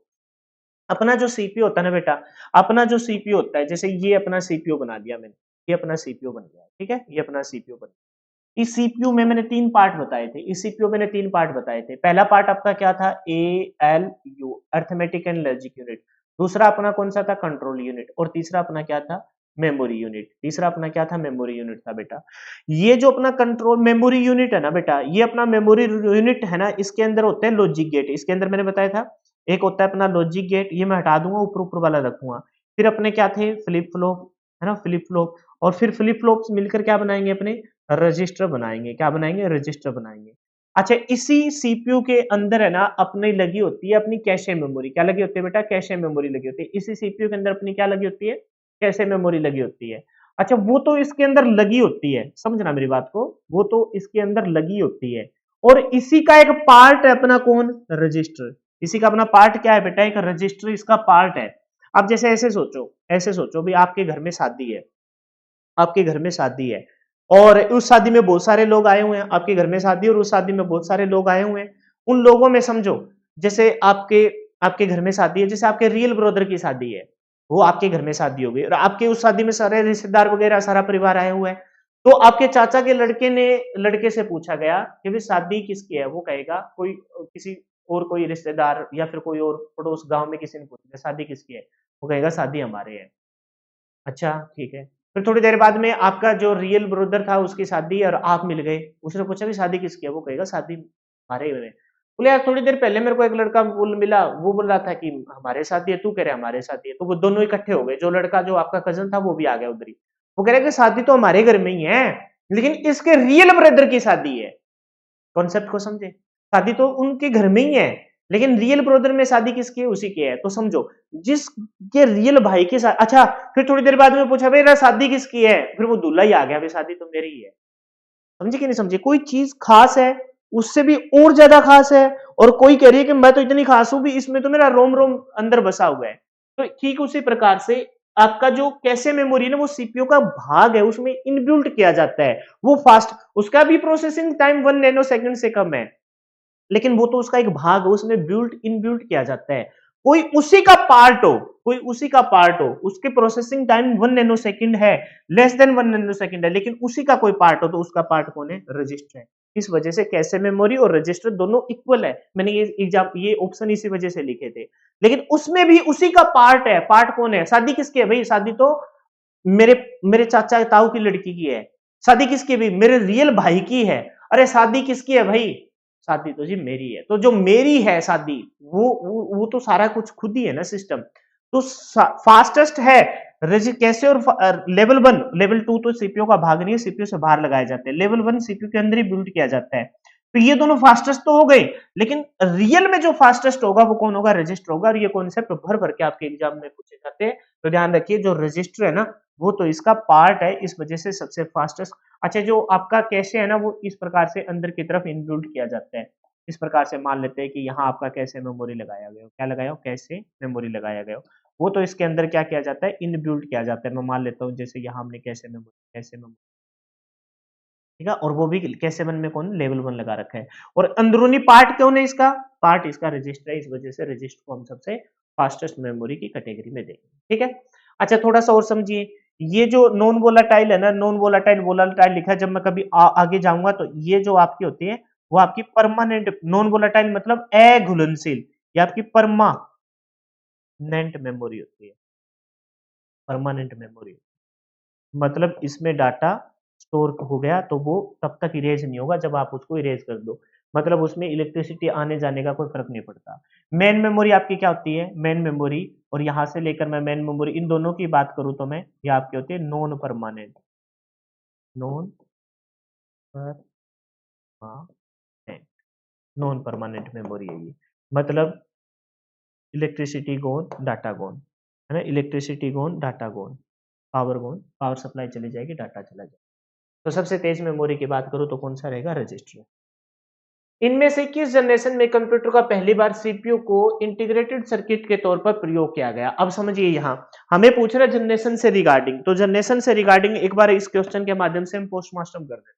ठीक है, आपको पता है कि फर्स्ट टोटल अपनी 5 जनरेशन 8% में इस फील्ड में आ चुकी है। अगर मैं बात करूं फर्स्ट जनरेशन की, क्वेश्चन की तरफ आएंगे। सबसे पहले फर्स्ट जनरेशन, फर्स्ट जनरेशन में जो आपका प्रयोग किया गया वो आपका किया गया वैक्यूम ट्यूब का प्रयोग किया गया, वैक्यूम ट्यूब का प्रयोग किया। ठीक है, फिर आ गई अपनी कौन सी? Second generation. सेकंड जनरेशन में जो आपका प्रयोग किया गया वो आपका प्रयोग किया गया ट्रांजिस्टर का प्रयोग किया गया, ट्रांजिस्टर। फिर आ गई अपनी थर्ड जनरेशन, और बेटा थर्ड जनरेशन में आपका प्रयोग किया गया आईसी चिप का। इसका प्रयोग किया गया आईसी। इस आईसी के भी ध्यान रखेंगे, 3 पार्ट है, small scale integration, medium scale integration और आपका लार्ज स्केल इंटीग्रेशन। ठीक है, फिर आ गई फोर्थ जनरेशन। कौन सी जनरेशन आ गई? Fourth generation, fourth generation. और बेटा फोर्थ जनरेशन में जो आपका प्रयोग किया गया वो आपका था VLSI। और फिर लास्ट में 8% में, है ना, 1984 के बाद में कोई बदलाव नहीं आया, और 1984 के बाद में जो आपकी जनरेशन चल रही है वो आपकी चल रही है ULSI। ठीक है, तो फर्स्ट जनरेशन में क्या थे? वैक्यूम ट्यूब थी, फर्स्ट जनरेशन में वैक्यूम ट्यूब, सेकंड जनरेशन में ट्रांजिस्टर, थर्ड जनरेशन में आपके 3 पार्ट मैंने बताए। थर्ड जनरेशन में आपका एक था कौन?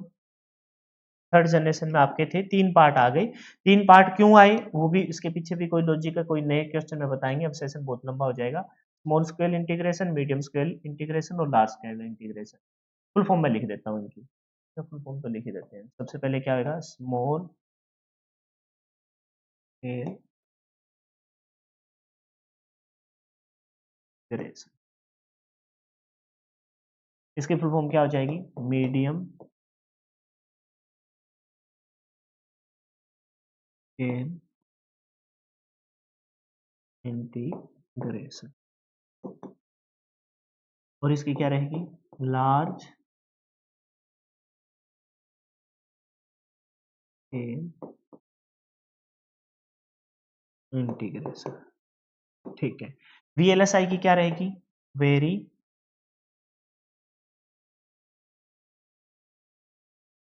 Large scale integration circuit. और इसकी क्या रहेगी? अल्ट्रा,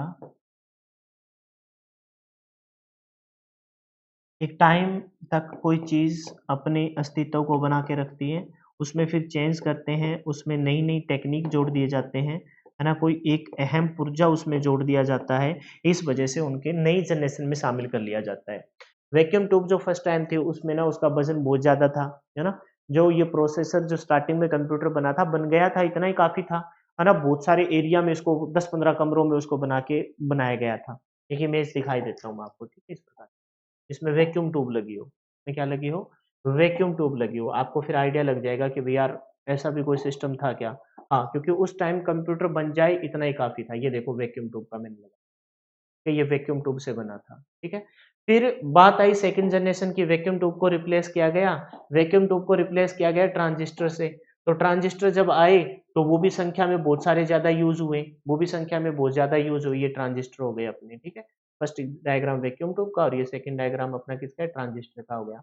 फिर बात आई थर्ड जनरेशन की, वैक्यूम ट्यूब को रिप्लेस किया ट्रांजिस्टर ने, ट्रांजिस्टर को रिप्लेस किया फिर किसने? किसने रिप्लेस कर दिया? आईसी ने रिप्लेस कर दिया। किसने रिप्लेस कर दिया?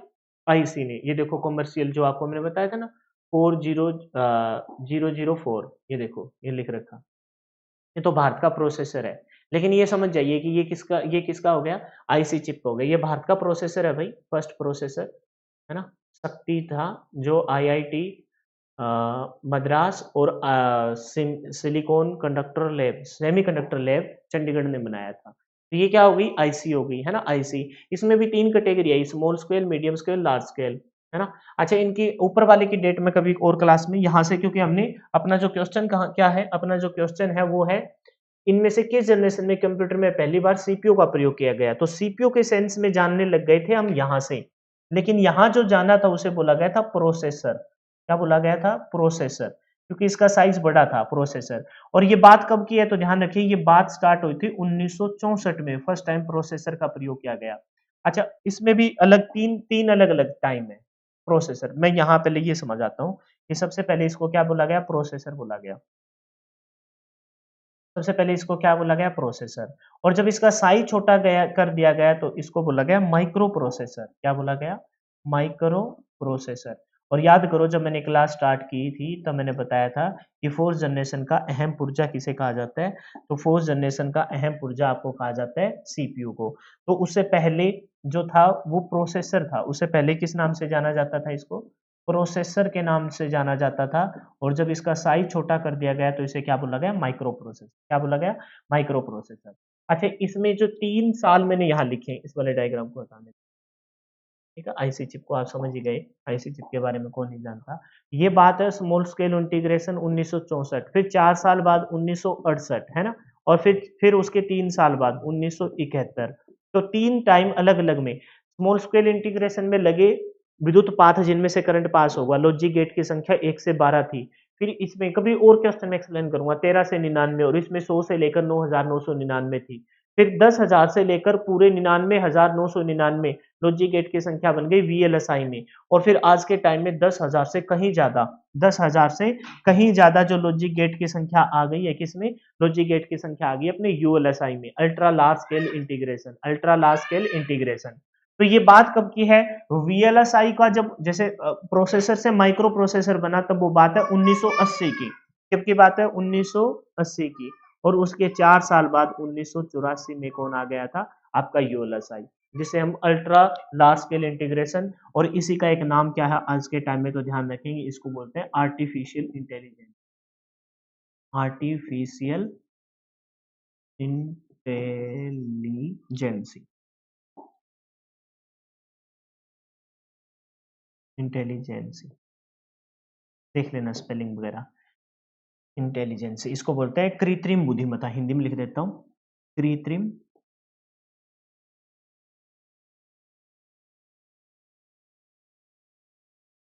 बुद्धि। यार ये यहाँ फिर आपको कंफ्यूजन करेगा अभी किसके लिए लिखा गया है, ठीक है? तो इसको बोला जाता है आर्टिफिशियल इंटेलिजेंसी, यानी कि कृत्रिम बुद्धिमत्ता।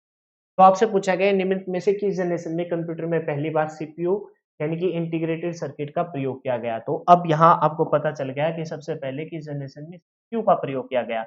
इससे पहले ये आईसी के सेंस में जाना जाता था, तो सीपीयू के तौर पर प्रयोग किया गया था, वो किया गया था आपका फोर्थ जनरेशन में। बस ये कंफ्यूजन आपका दूर करना था, इस वजह से अच्छे से समझिए। अगर पूछा जाए कि आईसी के तौर पर कब प्रयोग किया गया, तो थर्ड जनरेशन में, जिसे हम क्या कहेंगे? जिसे हम कहेंगे क्या? प्रोसेसर। लेकिन जब पूछा जाए सीपीयू के तौर पर कब प्रयोग किया किया गया, तो हम बोलेंगे उसे माइक्रो प्रोसेसर यानी VLSI, very large scale integration. बात कब की है? 1980। कब की बात है? 1980 की।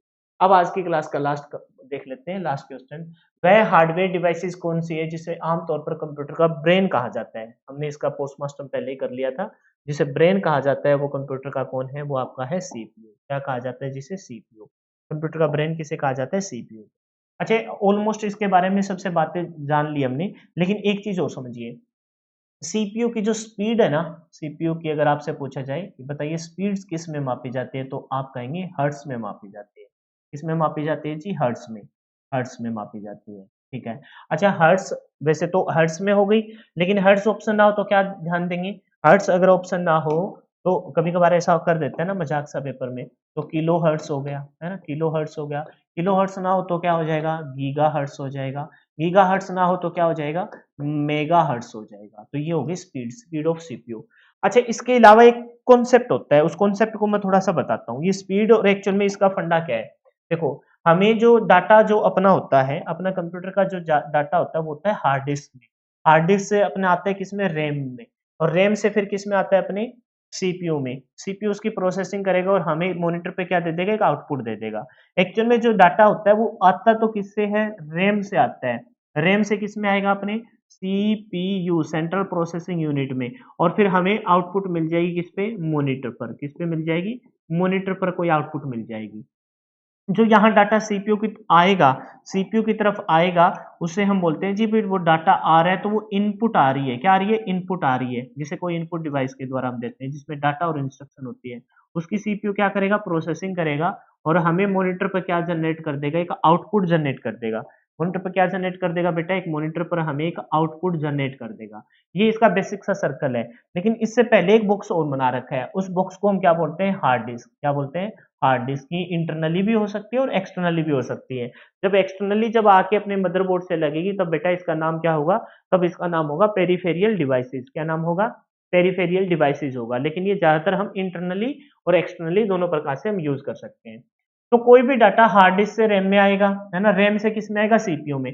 तो सर डाटा तो रैम में भी हो सकता था, सीपीयू में क्यों लिया, क्योंकि स्टोरेज। अच्छा, इसमें जो डाटा होता है ना, वो मैग्नेट के तौर पे स्टोर होता है। मैग्नेट के तौर पर कोई डाटा स्टोर होता है ना, तो वो जब रैम की तरफ आएगा ना, अगर ये डायरेक्ट मान के चलो, अपने हार्ड डिस्क से डायरेक्ट आप डालना चाहते हो सीपीयू के पास, आप चाहते हो कि भाई हम हार्ड डिस्क से डायरेक्ट सीपीयू के पास दे देंगे, रैम को हम लगाए क्यों।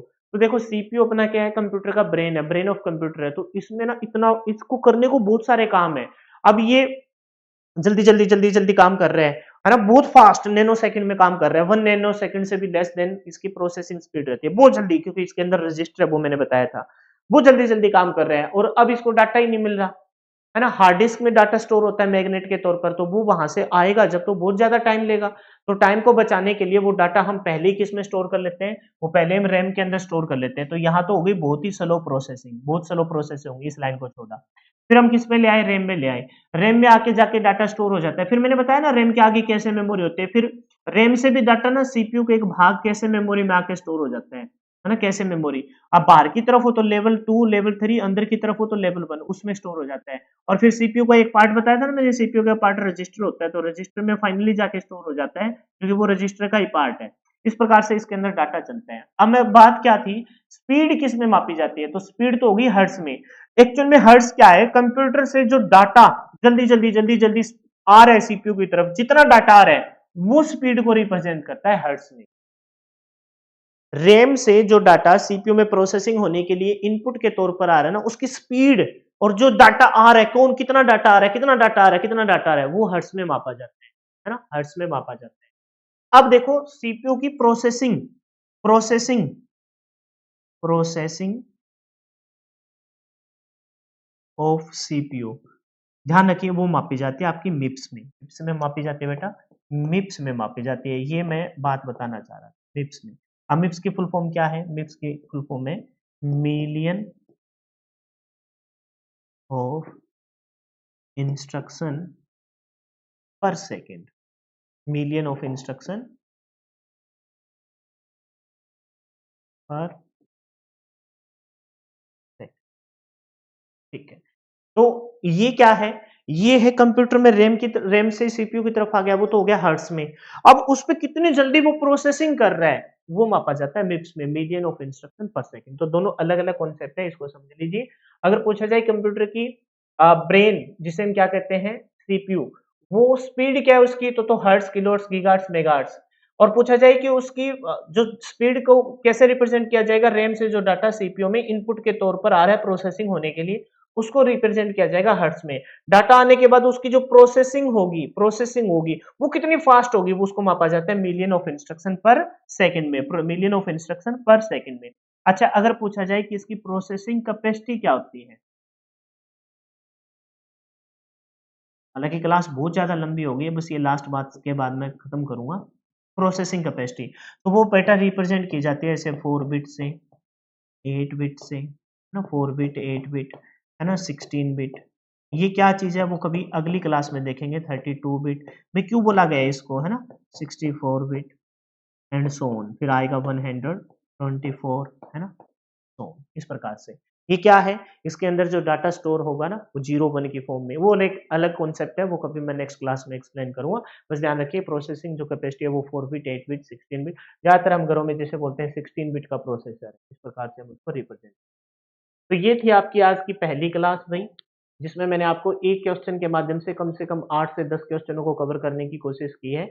अब अगर वीडियो के लास्ट तक आप बने रहे, आपको मेरे द्वारा पढ़ाया गया समझ में आया है, तो सेशन को अब लाइक कर दीजिए, कमेंट करके बताइए कि क्लास कैसी थी और अगर आपका कोई स्टडी रिलेटेड ग्रुप है, जिसमें मतलब बच्चे पढ़ने वाले हो, उसमें कृपया करके इस सेशन को शेयर कर दीजिए, ताकि मेरे द्वारा जो आपको मेहनत यहाँ की गई है आपके सामने, वो मेरे को भी लगे कि हाँ, बच्चों को अच्छा रिस्पॉन्स आ रहा है, तो एक बार आप इस सेशन को शेयर कर दीजिए।